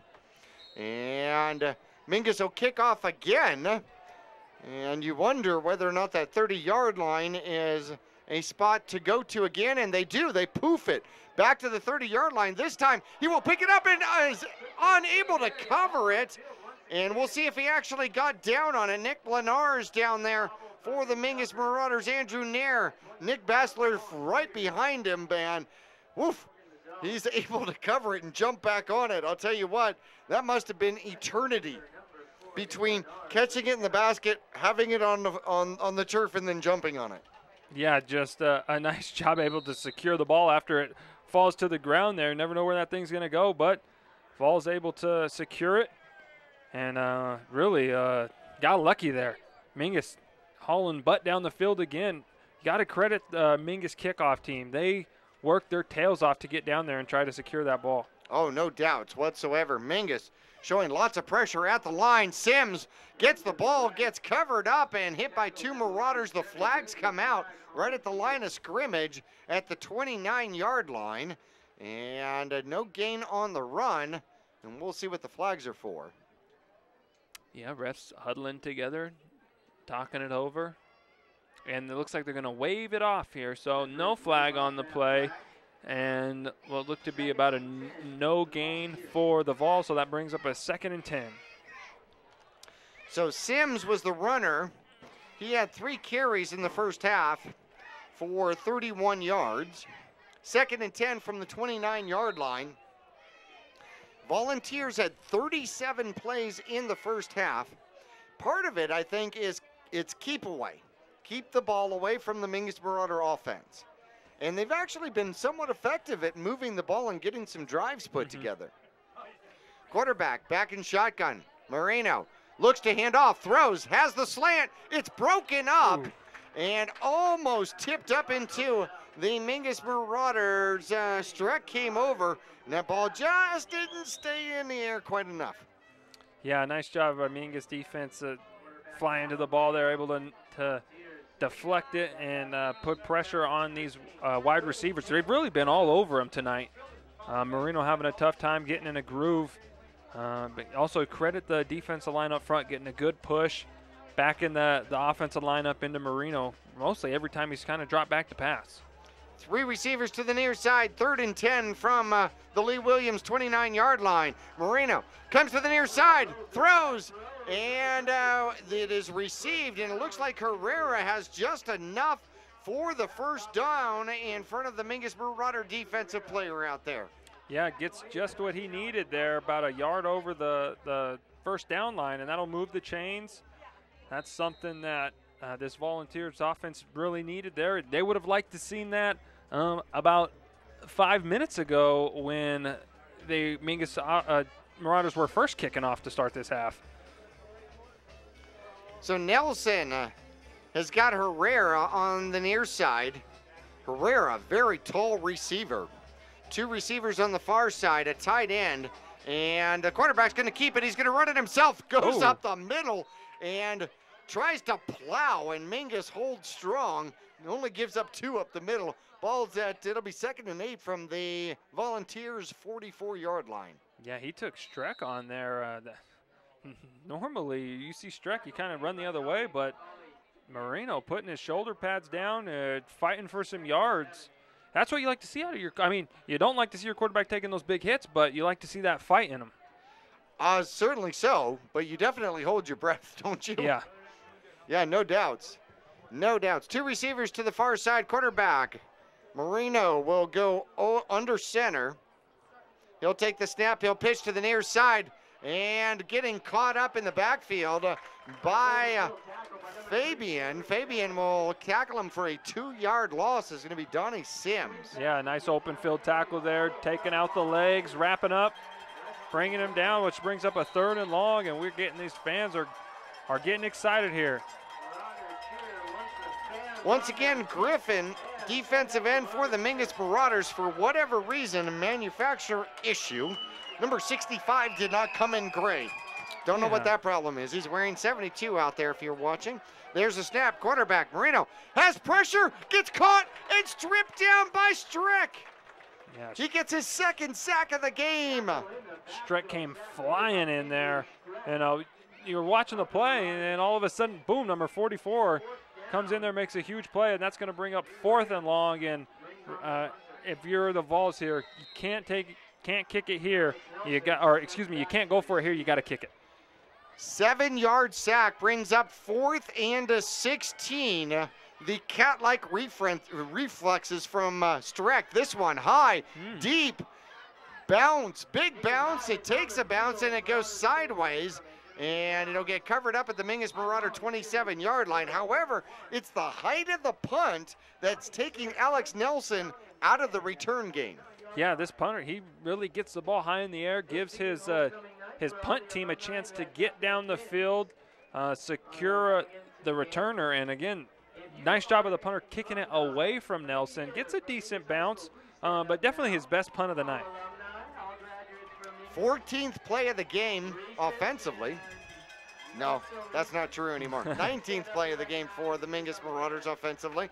They'll start this drive with the lead at their own 29-yard line, leading by 20, 34-14. There's a snap. They give it to Nelson. Nelson tries the far side, able to skim away from one, and then gets helicopter swung out of bounds right at about the 35-yard line. Should be a gain of 5, maybe 6. Looks like they're going to give it 5. 5.5? Sold. Okay.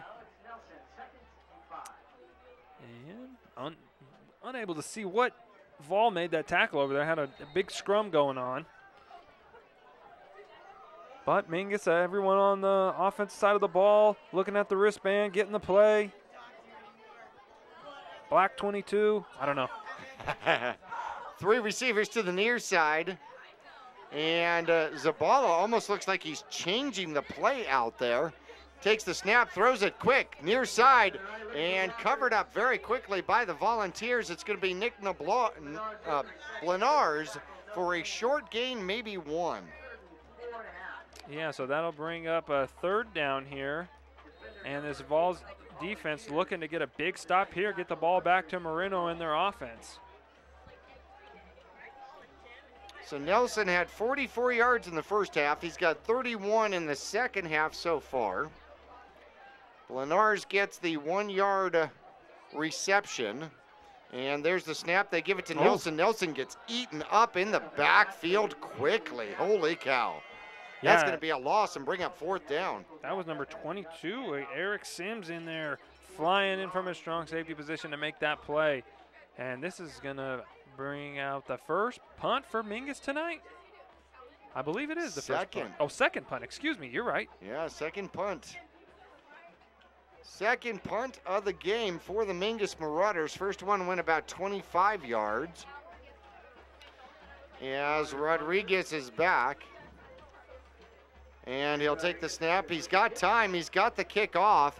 It's going to be returnable from about the 30. Mingus downfield very quickly to cover it up. And a great coverage out there for the Mingus Marauders. Colby Fanning quickly downfield with the open field tackle. Yeah, Colby really turned into one of these special players here on special teams for Mingus. Always flying down there, looking to make a play. He's got a nose for the football, so wherever it is, you'll probably find him there. My, what a big drum you have. I'm talking to our viewers on Verde Valley TV and, of course, our live stream at YouTube/Verde Valley TV. We want to say hello to our listeners in North Carolina, Oregon, Chandler, hi, Dad, and beyond, or wherever you might be. You might actually want to send us an email so we can mention you on the air. We'll give you a shout out. Moreno takes a snap, throws near side, almost picked off. Herrera over the top, and he'll have enough for the first down. And Mingus went for the pick, and the ball just high enough to go over the defensive player's head. Yeah, nice job there from Moreno, just throwing it over at the top of the outstretched hands of the Mingus defensive back. And they pick up a first down and ball now at the, what do you say here? Let's go 44? Yep, 44-yard line. Near side, the Mingus Marauders almost had that. Couldn't tell if that was Matthew or Nelson. But I'll tell you what, they were certainly thinking pick six all the way. Actually, that was the sophomore. Was that Nair? Nair, yeah, that was Andrew Nair in there, almost making the big play. And the handoff goes to Sims. Sims eaten up by the Mingus Marauders. Very quickly, Zach Figge in there on the tackle, another sophomore since we're talking sophomores. Yeah, you know, we saw a lot of sophomore last week. The running back from Cocoa. So, again, a lot of good young players here in this Grand Canyon region. Something to look forward to here in the sport of football. Well, Bennett is just one of those dangerous ones. Yeah. That's where you're almost hoping that Bennett finds a way to move out of the state somewhere. Don't get me wrong, I wish him well, but I hope his parents get jobs elsewhere. Moreno throws, has an open man, it's quickly covered up, and coming back with good coverage, just a little bit underneath is going to be Colby Fanning, but the 4-yard gain on the far side of the field, not damaging, bringing up 3rd and 7.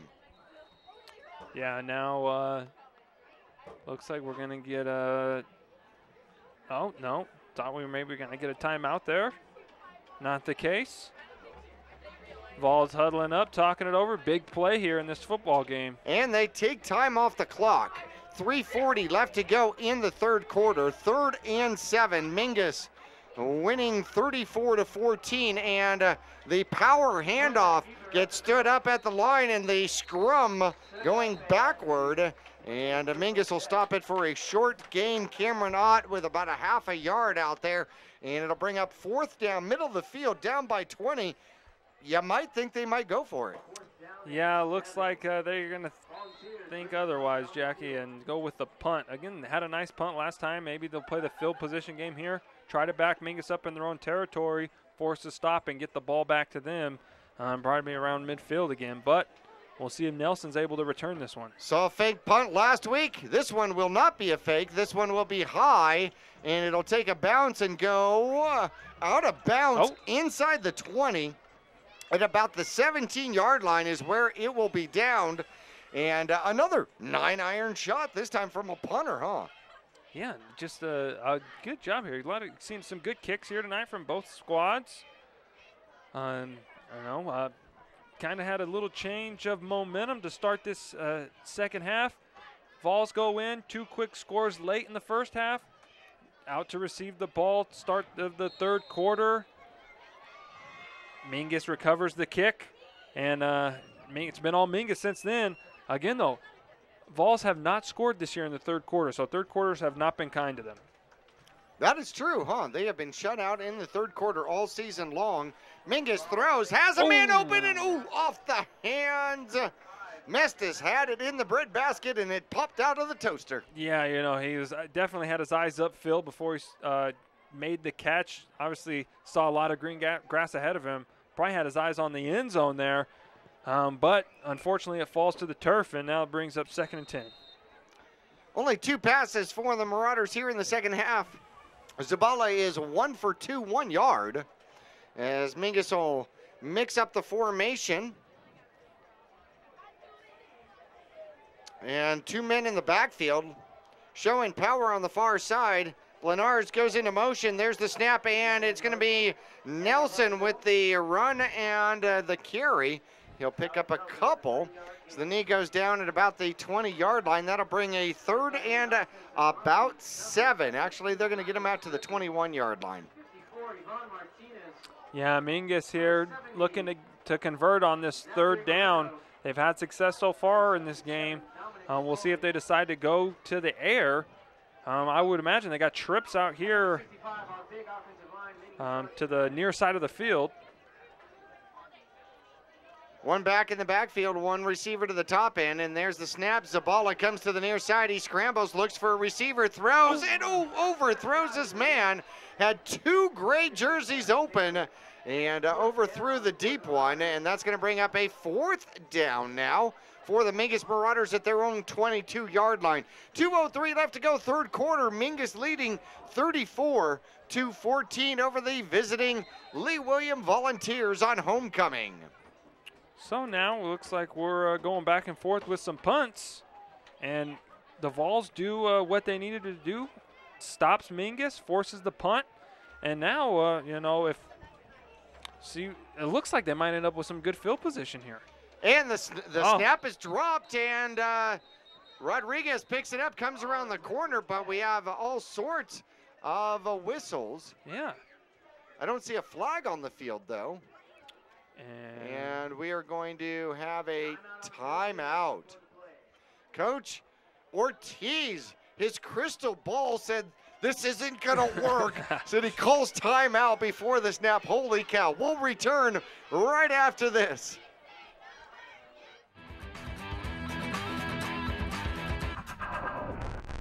You're going to love the new interactive website from Roxu Screen Printers. Now you can create your custom t-shirt design online. Simply choose a t-shirt or hat style, easily upload your logo, or create the perfect design. Workwear, tees, uniforms, polos, and caps, and let's not forget those special occasion tees, all designed online by you. Go to ROKZOO.com, Roxu Screen Printing in Cottonwood, where clothing comes to rock. 24/7 at the all-new Roxu.com.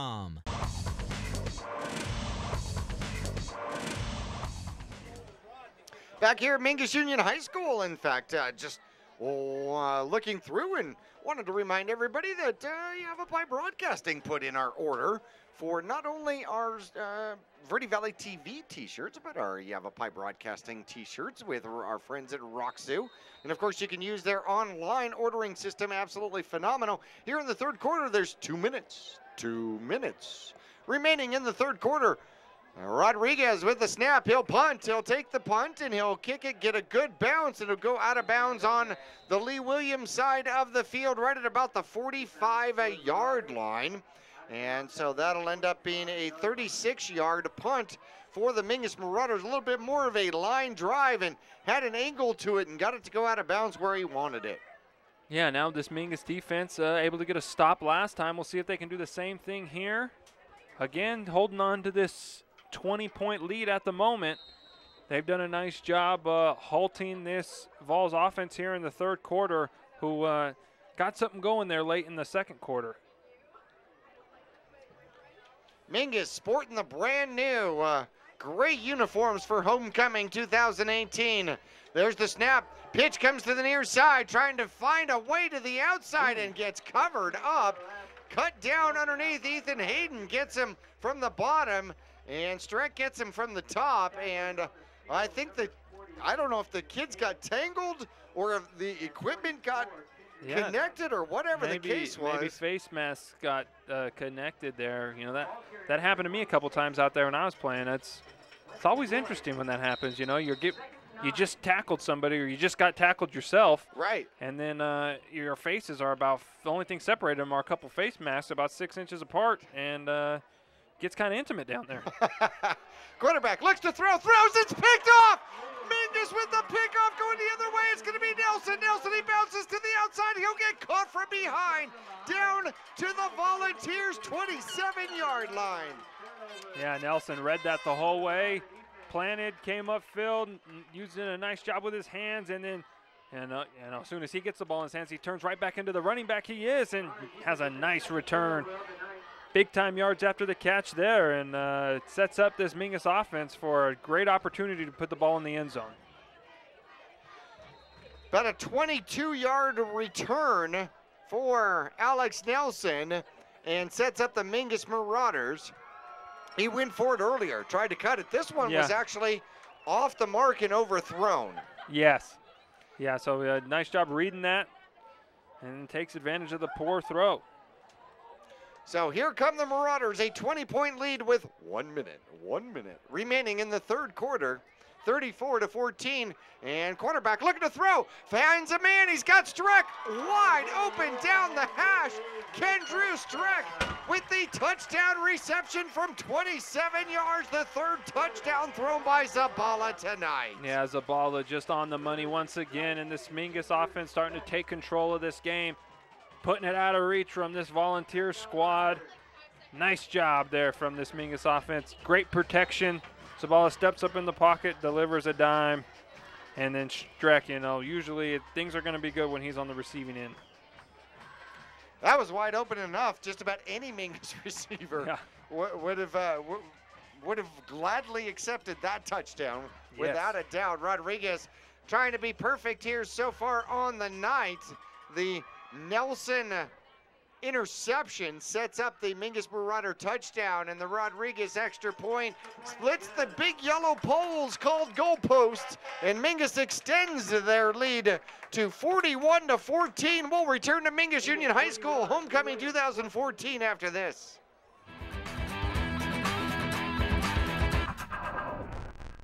Since 1925, Tiffany Construction has worked with developers and local and federal government to build, expand, and improve infrastructure, roads, drainage systems, and subdivisions. From concept to completion, the Tiffany Construction team provides a full complement of construction services and state-of-the-art delivery methods customized to fit your needs and budget. They're Arizona's longest tenured family-owned and operated civil contractor and proudly serving the Verde Valley since 1991. Tiffany Construction, knowledge and experience to bring your project to reality.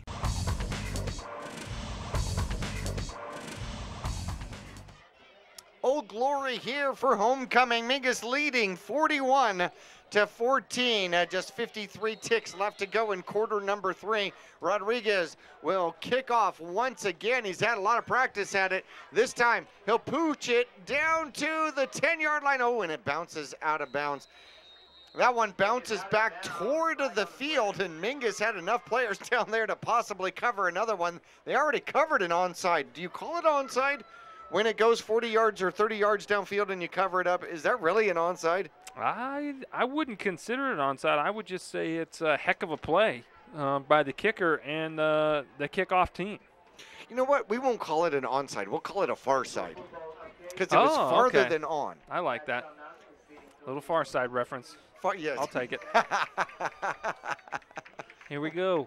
53 seconds remaining here in the third quarter. Mingus leading 41-14. You can see a lot of energy here in this Mingus defense. Obviously the offense sidelines are fired up. Stands are fired up. This Mingus football team giving everyone a lot to cheer for on this homecoming night. 5 men, 6 men on the line of scrimmage, and they will hand it off, and eating it up quickly is big number 68 just coming through the line. That is going to be Avon Gonzalez. Sorry. Yeah. Defensive tackle. Somebody didn't block the big man, and he made somebody pay. Wow, I'm glad I wasn't running the ball on that play. Just boom, lit him up. Holy cow, yeah. That's one of those where you have sympathy. Yeah. Sympathy owies. So 2nd and 15. The Volunteers with the ball at their own 30-yard line. 14 seconds left to go in the third quarter. Quarterback counts it off, and the tight end on the near side jumps and gives it away immediately as the hands come up to the helmet. Oh, sorry, guys. And then you go back to the line. Go back to the huddle. We just told you what the count was. We're going on 3. Can't count that high, Coach. I've been there, done that. Well, the quarter's going to end on that penalty somehow when a penalty is called, but the clock ran anyway. So we're going to come up with the 4:48 here at homecoming 2018. Mingus on top so far, 41-14. We'll return after this.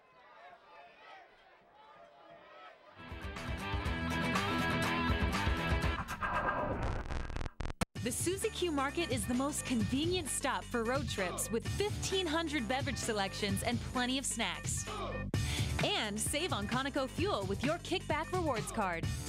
The Suzy Q drive-thru window is the most convenient way to stop for those essentials on the way home. Road trips start here with something for everyone. At Suzy Q. Shop local first, always. Go Brothers!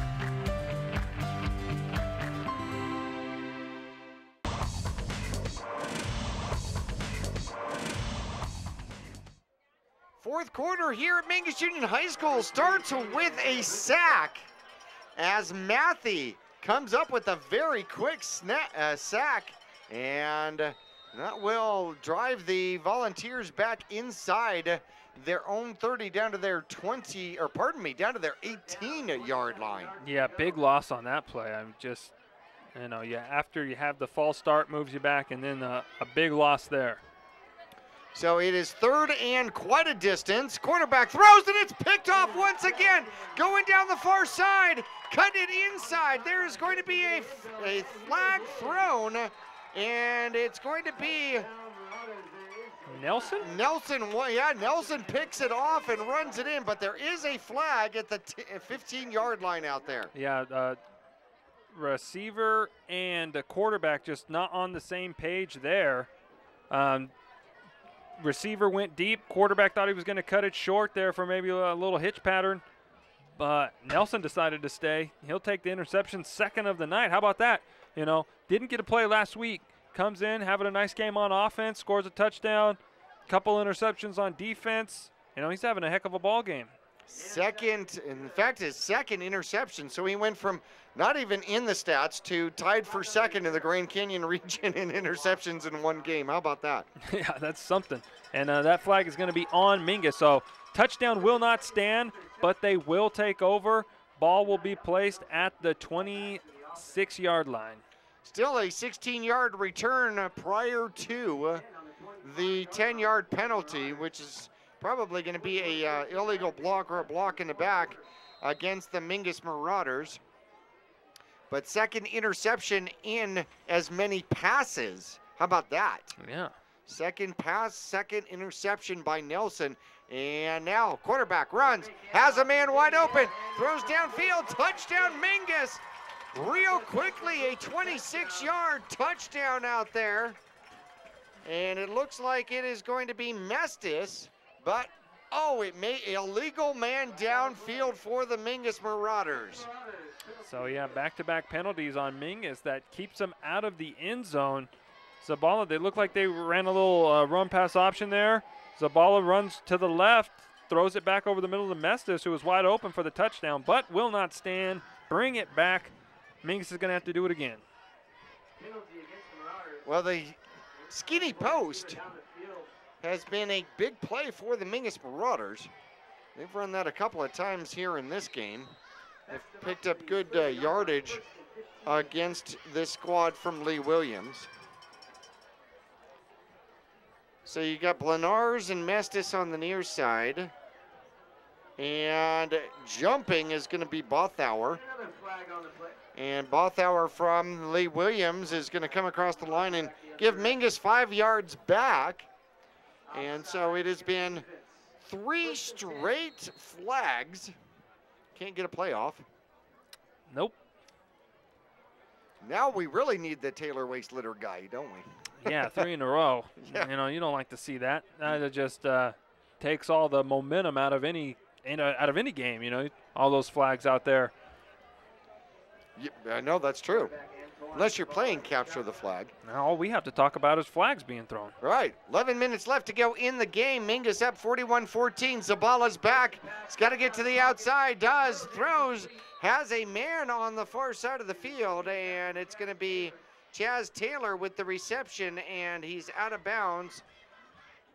And a very short gain, about 4 yards. Yeah, Zabala really running out to the right side of the field. Nowhere to go. And, instead of just running out of bounds, he sees Chaz at the last minute and decides to take the little yard there, a couple of yards. So Brings up a 2nd and long. 2nd and 7. One man in the backfield. Zabala comes to the near side. He's got good blocking this time. Throws into the corner. Stretched out and laying out is going to be Mestis, and he's unable to come down with it. So 3rd and 7. Mingus now with the ball at the Volunteers' 22-yard line. Yeah, good effort there from Mestis. Zabala puts that only where his receiver can get it. Unfortunately, does not come down with it. So that'll bring up this 3rd and 7. We'll see what Coach Ortiz decides to dial up here. 141 passing yards in the game so far for Antoine Zabala.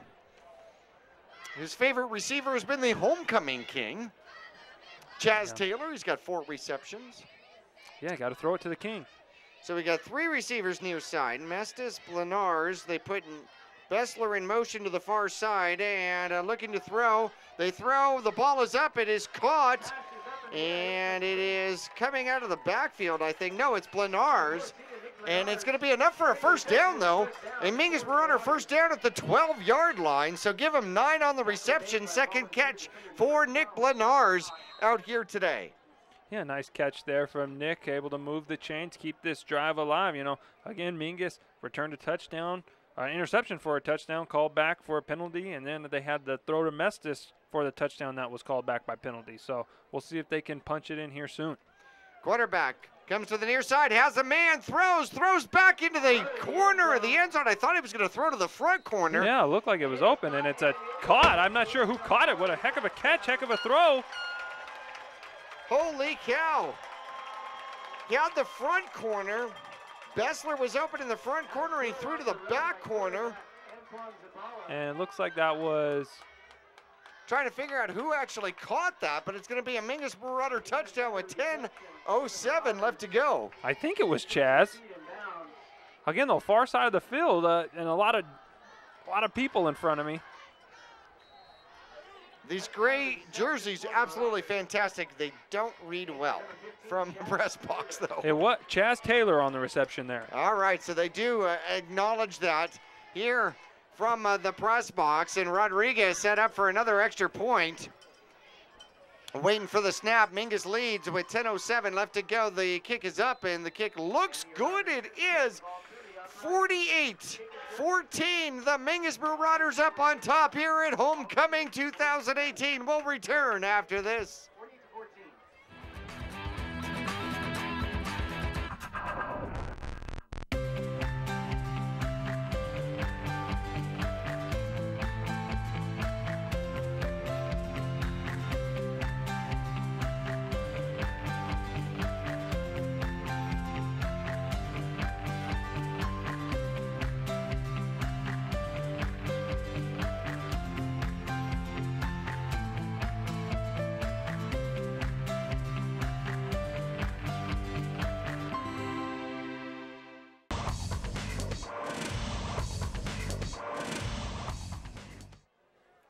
Well, Zabala throws the ball to Taylor, his 2nd touchdown.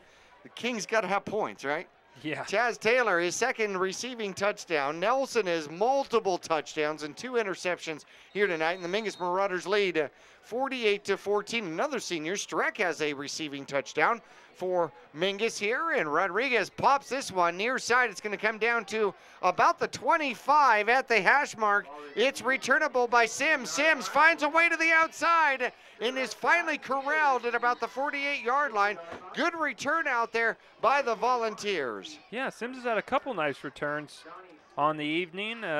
Mingus, still electing to kick it to him, trying to give some life back into this Vols offense. Haven't seen much out of them since the end of the 2nd quarter. But once again, they go scoreless in the 3rd. So we'll see if they can get something going here in the 4th, Holy cow, that's right. This Lee Williams team, you brought that fun fact up in the Vinny's pregame report about how the Volunteers have not scored in the 3rd quarter. Yeah, and the curse continues. Yeah, and it's tough when you don't score in the 3rd quarter to win ball games, because the second half really is when you try to separate from your opponent.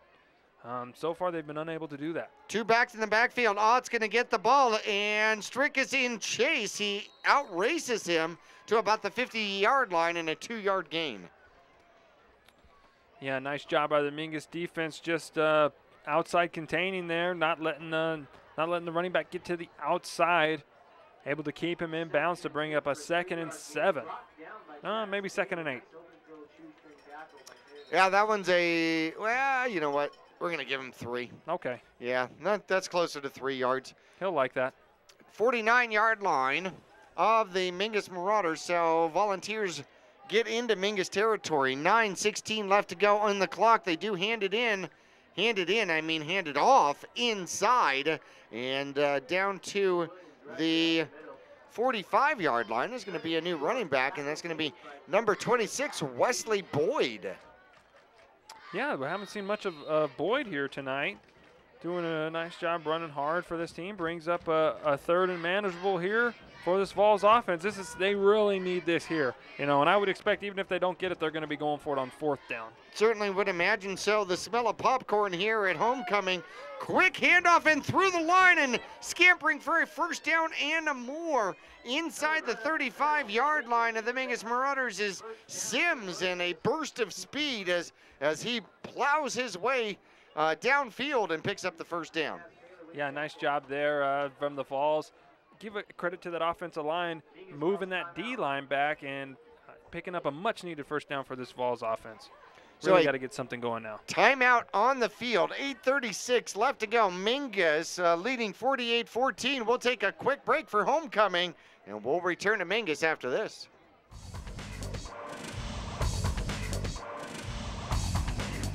Two things we can count on every year. A new set of tax rules and great weather here in northern Arizona. Jackson Hewitt Tax Service, locally owned and operated by Lewis Rice since 1997, is here for you all year long. Your neighborhood Jackson Hewitt Tax Office will help you in all of your taxing situations. Electronic filing is always free with your tax preparation at Jackson Hewitt Tax Service. Get more in return. Call 1-800-234-1040 for an office near you.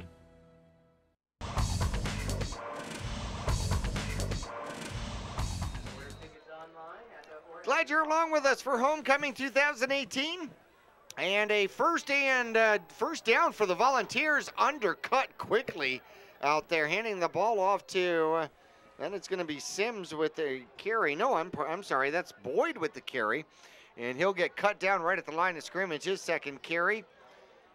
Although I may have mistaken him for Sims earlier in the game if he's watching this game. So 2nd and 10 now with the ball at the Mingus Marauder 33-yard line. 8 minutes left to go. Mingus on top, 48-14. You can watch all the games at YouTube/Verde Valley TV. Marino takes the snap and gets hit in the backfield and still able to get out of it and scampers forward, lays forward for a gain of about 7. How did that happen? That was magic. Yeah, they went to run the option. Before he could even think about what to do, he was getting wrapped up by a Mingus defensive lineman, able to shed the tackler, though, and picks up a nice gain. Really had nothing there. Picks up something, though. And, again, they're in 4-down territory here, down 48-14 with just under 7.5 minutes to play. That was like the gazelle escaping the mouth of the lion, was it not? Yes. One receiver to the near side, stacked line, 2 backs in the backfield for the Volunteers. 3rd and a long 3, maybe 4. There's the snap, a pitch, and Mingus able to run it down, trying to find room into the line. Don't try it next to number 44, sir, as Boyd will get knocked to the turf hard by Streck. That'll bring up 4th down, no gain. Yeah, we actually have a Vols offensive lineman down. Looks like it's number 52, Luigi Garibaldi, and hopefully he's going to be okay. It looks like he's grabbing that right ankle. We'll take a quick break here. Well, he'll receive some medical attention. I hope. We have been lucky that most of these have been cramps during the course of the year. Yeah. Most of the men down on the field. We'll take a break. We'll return for homecoming 2018 after this.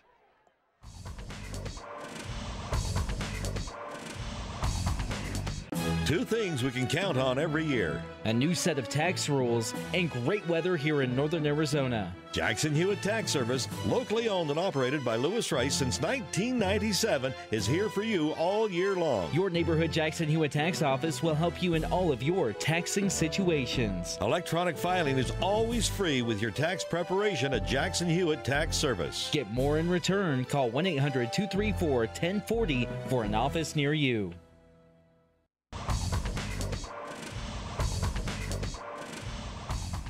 A correction on our injured player out there, an offensive lineman. Yeah, Addis Guzman, number 62. I'm sorry about that. My eyes, I had the binoculars up here too, and I'm just got that one wrong. I apologize. 4th and 4 from the Mingus Marauder 27-yard line. Moreno looking to make Mingus jump. Mingus is being disciplined. There's the snap. They do hand it off. Mingus able to catch Ott for the tackle, and that's going to be a turnover on downs and a loss of one, as Mingus will get the ball back with 6.5 minutes left to go and a 48-14 lead.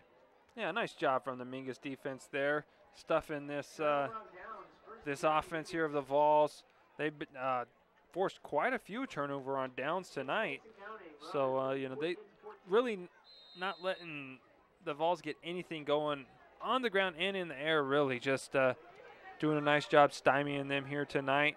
And so that brings this Mingus offense back out on the field, who has been lights out here in the second half. 3 receivers to the near side. Well, 2 receivers and a tight end. 1 back in the backfield for the Mingus Marauders. 1st and 10 from their own 27-yard line, and a quick pitch to the near side, and Nelson avoids a tackle or two. He's got a lead blocker, and he's down for a first down past the 40, down and close to the 50. And looking for litter. There is one. There is one, and it is going to be thrown back at the 29-yard line, almost the line of scrimmage. And block in the back on Mingus, so it's coming back. Now I wonder, when you go to referee school, do you have to practice? It's kind of like horseshoes, where you've got to be able to throw the flag to where the penalty was. Yeah. Okay. So when you're off by 7 yards, is that like a penalty for being too short or what? I don't know. Maybe we can get some flags up here. We can start throwing our own. Maybe, if they let us. You don't know how bad I'd love to throw my own flags. You'd be throwing them all night. I would indeed. It works out effectively to be about a 9-yard penalty. So 1st and about 19 for the Mingus Marauders inside their own 20. There's the snap, and quarterback's going to keep it himself. He gets to the outside, makes a man miss, has the first down, changes direction, and is tripped up close to the 45. And Zabala was sniffing a big run for a touchdown there. Picks up the 19 they needed and a little bit more, give him 23 on the carry. And man, I'd be going straight to the oxygen tank. Yeah, nice run. He's going all over the field there. Goes to the right, comes back middle, making a couple guys miss. Nice blocking downfield, too, from these wideouts of Mingus. And no penalties. No penalties. That's what we like to see. Long play and no penalties. Antoine's mom standing up down here going, all right. Oof. Yep. Okay. 45-yard line of scrimmage, quick pass, near side, overthrown. Intended for Bessler, but overthrows his man, and wouldn't have mattered anyways. A flag on the field far side. Yeah, false start on the Mingus offense there. So, again, play wouldn't have counted. Again, you pick up a nice first down, and then you pick up that flag, and then that just takes you back there. So now we're looking at 2nd and 15. First and 15. Excuse me, I'm sorry, 1st and 15. My apologies. Yeah, we still get the down. Yeah. 5 minutes, just under 5 minutes left to go in the game. Zabala in shotgun. There's the snap. They do hand it off, and up the field goes Nelson. Nelson tripped up past the 45, the original line of scrimmage. He'll have 8 on the carry. Yeah, shoestring tackle there from Morgan Mazon, the sophomore. inside linebacker. You know, if he doesn't make that tackle, Nelson's probably still running. Nelson has 4 games in a row with over 100 yards. He has 83 yards rushing the ball here in this game. 2nd and 6. Time becoming an issue if you're trying to get to 100 yards. Bessler in motion. There's the snap, and the flag comes up as Nelson gets the carry in, and a bruise to go along with it. A 2-yard carry. 4:07 with the clock stopped. And we are going to have a motion penalty against the Mingus Marauders. If you're going side to side, not going forward, that should be legal, yes? Yes, sir. If that be the case, then might have missed motion somewhere else. I don't know, maybe they did call it on the motion man. So it's going to be 2nd and 11 now with the ball at the 44-yard line. And again, 2nd and 11 here. They'll get the clock rolling. Approaching 4 minutes, Mingus leading 48-14 for homecoming 2018. We'll be on the road, the long road, next week at Mojave. There's the snap, handoff, goes up the middle, and it's going to be Nelson. Tries to get away from number 72, cannot. A short gain, give him about 4, and that's going to be 3rd and about 7 for the Marauders. Yeah, and Mingus here now around midfield. We'll see if they decide to keep it on the ground or go to the air to pick up the first down. 3.5 minutes to go here in the 4th. It's been a nice homecoming night here for the Mingus Marauders. 3rd and 7. If you were anywhere else, it would be a passing down. Yes. With Nelson in the backfield, 3rd and 22 could be a running down. Yes. One back in the backfield. Zabala runs, looks downfield, throws, and it is incomplete. Incomplete, almost picked off downfield. 3:04, that'll stop the clock. So 4th down for the Mingus Marauders now. And 4th and 7 from their own 48-yard line. And that's going to bring out the punting unit. Yeah, they'll come out onto the field here, and back deep to receive for the Vols is going to be number 26, Wesley Boyd. So Boyd getting a lot of touches here in the 4th quarter. Rodriguez back, waiting for the snap. The Volunteers coming after the punt, and they do get it off. It's a line drive. It could be returnable. And, Boyd looked like he was going to come up and touch it. Yeah. And as soon as he does, that's a live ball. Wisely, he calls himself off on fire and gets away from it. So the Volunteers will get the ball back with 2:55 left to go in the game. Mingus enjoying homecoming right now, 48-14. Yeah, nice night here again. Had a great crowd on hand. The energy here has been great all night. Mingus opted out to that early lead. Vols fought back, but it has been all Marauders here in the 2nd half. Well, a timeout on the field, and we're actually going to keep it right here because we're going to be on the road next week. We're going to talk about our upcoming schedule. We're going to be on the road next week. We're going to be at Mojave. The Thunderbirds coming into tonight's game. The Thunderbirds were 2-2. Yes. And they have certainly they are not a team to be overlooked. I remember last year, and the Thunderbirds were a tough team to deal with. I mean, they fought tooth and nail all game long. Then we have a bye week. The first week in October, we do not play. We do not play again until the 12th of October. That game will be back here, and that will be a battle. It will be against the Bradshaw Bears. The Bradshaw Bears come to Mingus on the 12th. Speaking of Bradshaw, I got a score here in the 4th quarter. Bradshaw is up 28-14 over Coconino there in the 4th quarter. So we'll try to get some other scores here for you around the Grand Canyon region. A run for the Volunteers goes nowhere. So it looks like Ott will get the carry, but no yards. 2:30 left to go in the game. And the Volunteers can all but run out the clock here if they so desire or so choose to. Tight formation. Now they spread out. One receiver either side. They got Herrera at the tight end position out here, and they do hand off. Driven inside by the Mingus Marauders. Boyd with the carry, and he will get back to the line of scrimmage. Actually, he will gain about 2. 3rd and a long 8 out there with 1:55 left to go in the game. Yeah, and it looks like, Vols, this game kind of got away from him there just to start this second half. So really in no rush here.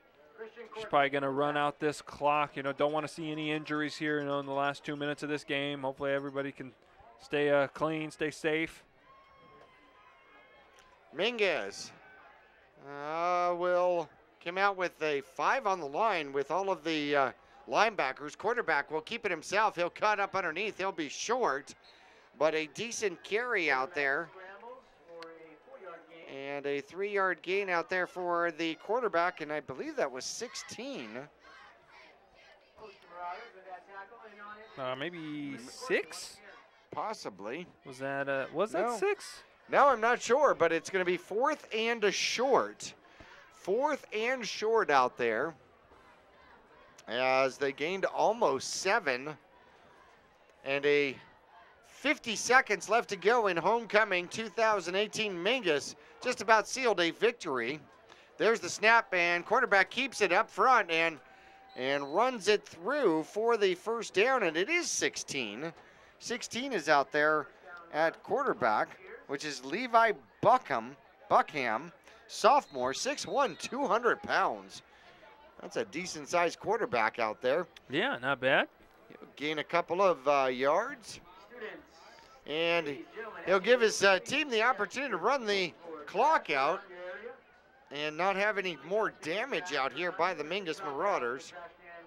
Yeah, and so they'll run one more play here, just under 20 seconds left in the ball game.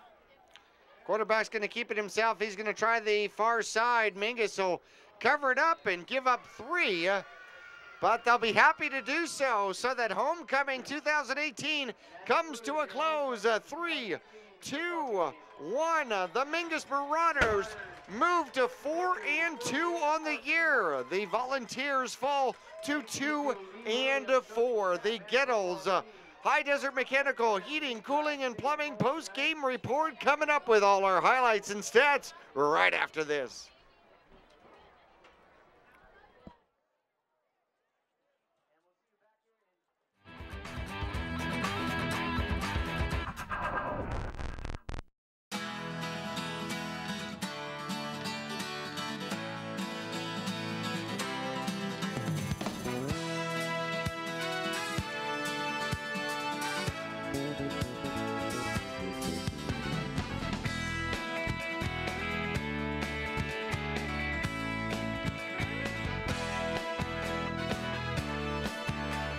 Our whole team is here to help you get the most out of each workout. Here at the Cottonwood Recreation Center. Hi, I'm Crazy Tony, and the reason I'm here today is to explain to you what Crazy Tony's markets are all about. We offer the same amenities as other gas stations and convenience stores. What sets us apart is what we do with our profits. We are going to make a difference in this valley. We will be supporting local nonprofits and missions, and we will also be supporting youth programs. So come on by a Crazy Tony's. We have 3 convenient locations. Together we can make a difference. Have a great day and be safe. Since 1925, Tiffany Construction has worked with developers and local and federal government to build, expand, and improve infrastructure, roads, drainage systems, and subdivisions. From concept to completion, the Tiffany Construction team provides a full complement of construction services and state-of-the-art delivery methods customized to fit your needs and budget. They're Arizona's longest tenured family-owned and operated civil contractor and proudly serving the Verde Valley since 1991. Tiffany Construction, knowledge and experience to bring your project to reality. All Price Insurance on Main Street in Cottonwood is your local insurance provider for personal and commercial insurance. Call and compare 23 insurance companies for home, health, auto, RV, motorcycle, boat, or ATV. Specialty insurance and insurance bonds are no problem at All Price Insurance. Call or visit All Price Insurance today.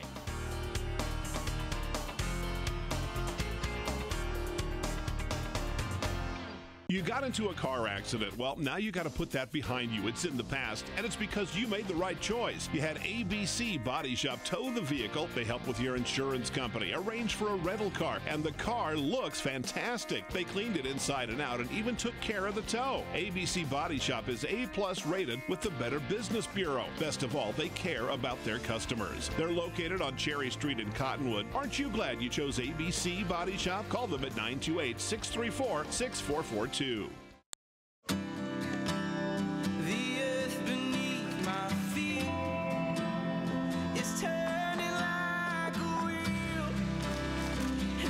first set of wheels didn't come with complications, or strings, or hassles. It can be that way again. There's a simpler way to buy tires at Tire Pros. We're hassle-free, guaranteed.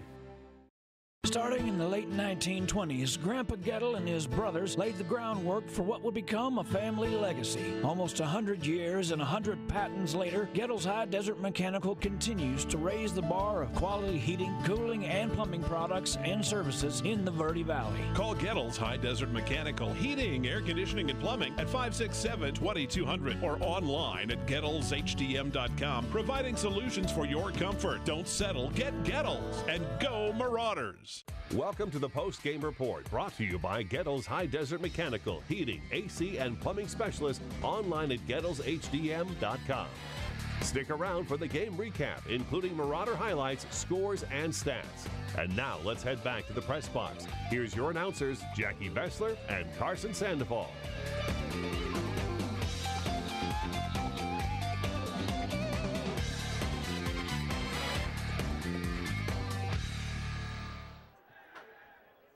Mingus wins homecoming 2018. The Marauders go up 4-2 on the season, 1-1 in the Grand Canyon region. First half action, 2 touchdowns, 1 rushing, 1 throwing to Nelson, 1 throwing touchdown to Taylor, and a scoop and score by Ethan Hayden defensively set up the Mingus Marauders with 27 points in the first half, 2 touchdowns by the quarterback Marino for Lee Williams, 1 receiving and 1 rushing, and that was the 14 points for Lee Williams. The second half action, it was all Mingus. Third quarter, 10-13, a 2-yard dash by Nelson. The extra point by Rodriguez made it 34-14. Mingus was up by 20. 53 seconds left to go. A 27-yard streak to Strick, and set up by a Nelson interception. The extra point by Rodriguez was good. It was 41-14. Fourth quarter action. 10 minutes left to go in the game. A 12-yard toss to Taylor in the back of the end zone. Hit a real tight little box there to be able to get that one to Taylor. The extra point was good, 48-14. Mingus trying to spread it out here a little bit across the board here, getting a lot of different people involved in homecoming 2018. In fact, congratulations to our 3 Homecoming King nominees on the Mingus Marauder football squad: Antoine Zabala, Tommy Watson, and then, of course, Chaz Taylor. Chaz Taylor being elected the Homecoming King for 2018. Had a couple of touchdowns in this game as we do the High Desert Mechanical, Gettles High Desert Mechanical, Heating, Plumbing, and Cooling post-game report. Carson, I thought it was a well-played game. Mingus only really gave up 14 points and about 110 yards right there at the end of the second quarter, where the Volunteers just kind of shined. Yeah, the Vols, they had a couple nice drives here in the game tonight. Towards the end of the second quarter, they were finally able to put one all the way together, had a nice 4th down conversion with a little trickery down there, able to get the ball in the end zone, then come back out with a nice squib/onside kick, got the ball back, went down and scored again, had a lot of momentum, but that ended right there. Mingus came out, kicked the ball off to Lee Williams, had a nice little pooch kick. Mingus kickoff guys run down there like they always do, get the ball. Mingus goes right down the field, scores, and then, that was kind of the end of it. The mission for Ghetto's High Desert Mechanical Heating, Cooling, and Plumbing is to do the right thing for their customers the first time and provide an unmatched quality of service. Professional HVAC services for both residents and commercial customers in Camp Verde, Flagstaff, Phoenix, Northern Arizona, and beyond. Don't forget, we will be on the road next week. Mojave, the Thunderbirds. Mingus will be on the road, the long road. You can catch the game on a radio, 96.3 FM AM 1600, of course, on Cable 1, Channel 56, Suddenlink Channel 2, or live stream at YouTube/Verde Valley TV. We're going to take a break in our post-game show. When we come back, we'll do some individual stats and then do our players of the game for Homecoming 2018. We'll return to Mingus Union High School after this.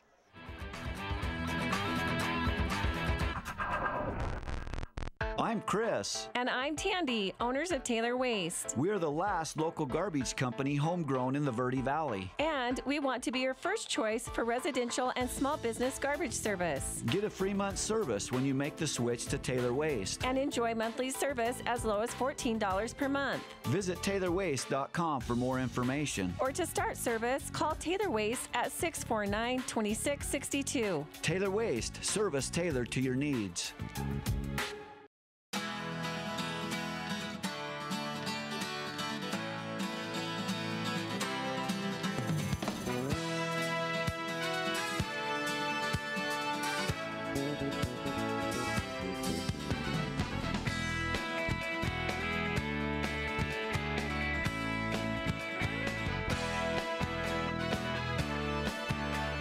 Our whole team is here to help you get the most out of each workout. Here at the Cottonwood Recreation Center. People often refer to Larry Green Chevrolet as the people place.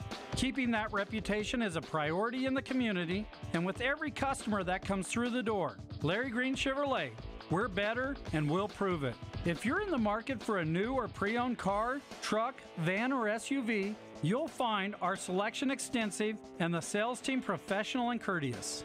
Visit Larry Green Chevrolet just off Highway 260 next to Walmart or LarryGreenChevrolet.com. Cliff Castle Casino Hotel. The perfect place to eat.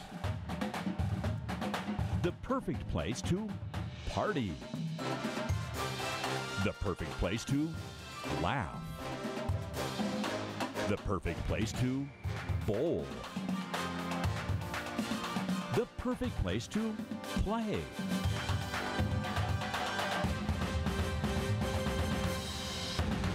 People always ask us what makes us different than other car dealers. Being different is a simple idea. We believe that everybody deserves to drive a nicer, newer car. That belief drives the entire team at Oxendale Chrysler Dodge Jeep Ram to care more, try harder, and work smarter. We're dedicated to helping you find or fix the perfect car for your life and budget. Whatever it is keeping you from driving the car you want, we'll guarantee that we'll try our best to help you. We're Oxendale Chrysler Dodge Jeep Ram, and we're a dealer for you. Visit our showroom in Cottonwood this weekend or see all the deals at MattSaysYes.com. Two things we can count on every year. A new set of tax rules and great weather here in northern Arizona. Jackson Hewitt Tax Service, locally owned and operated by Lewis Rice since 1997, is here for you all year long. Your neighborhood Jackson Hewitt Tax Office will help you in all of your taxing situations. Electronic filing is always free with your tax preparation at Jackson Hewitt Tax Service. Get more in return. Call 1-800-234-1040 for an office near you.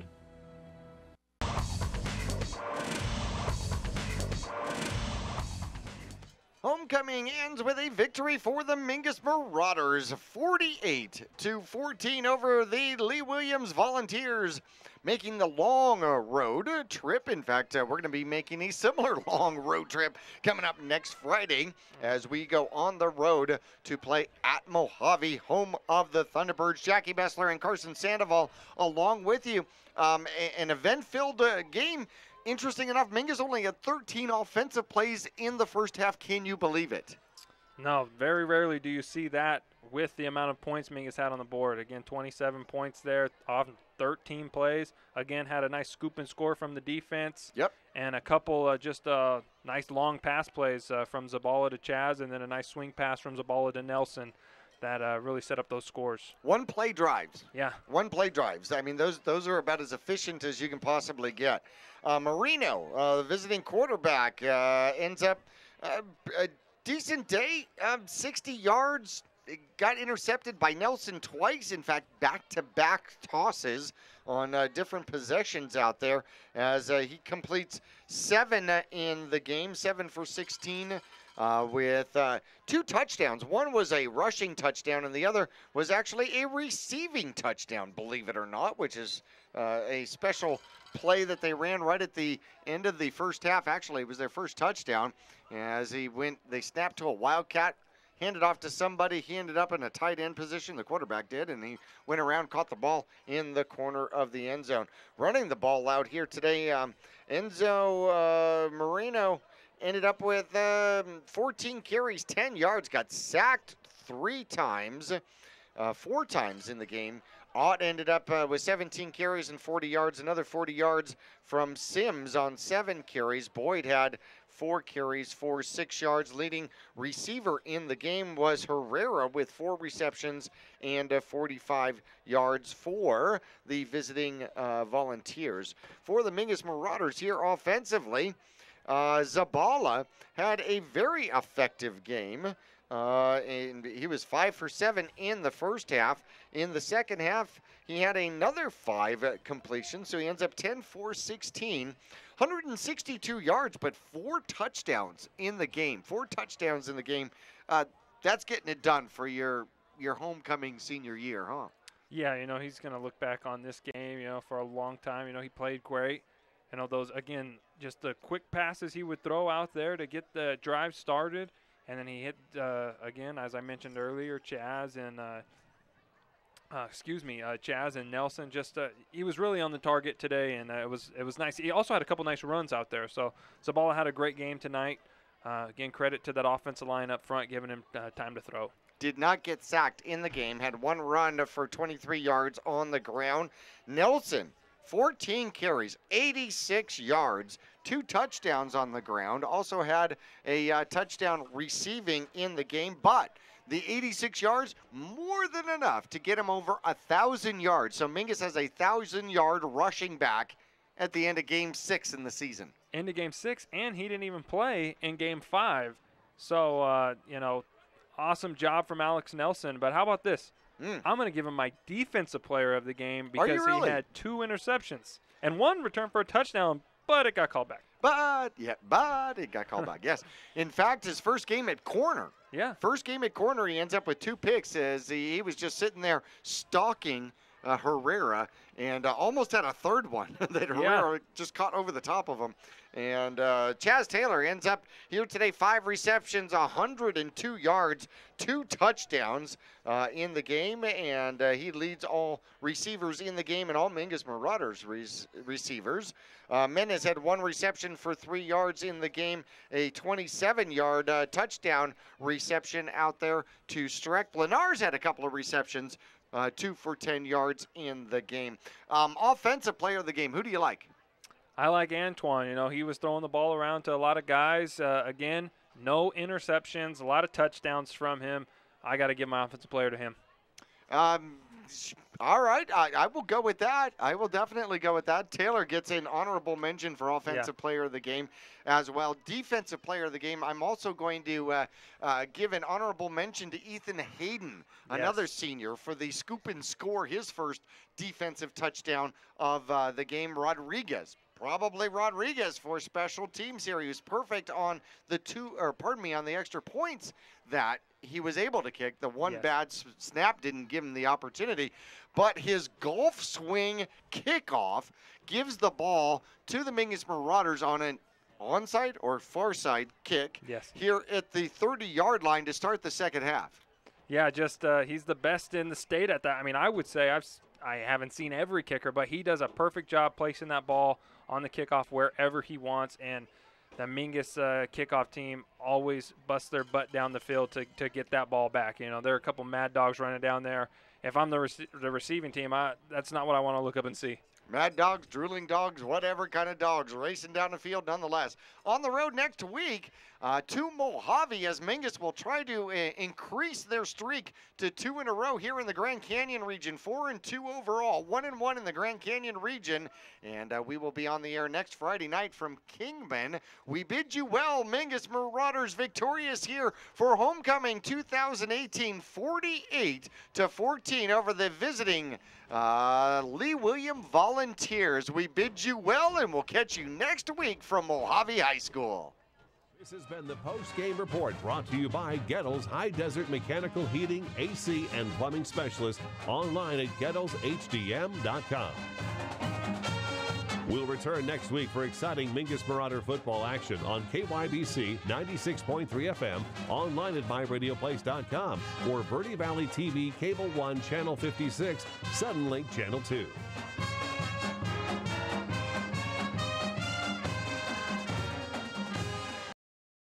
The challenges facing the country never stop. So neither does the U.S. Army. We train, adapt, and get smarter. Every soldier, every unit, every day. Not to keep up with change, but to drive it. Nobody knows what problems tomorrow will bring, but we do know who will solve them.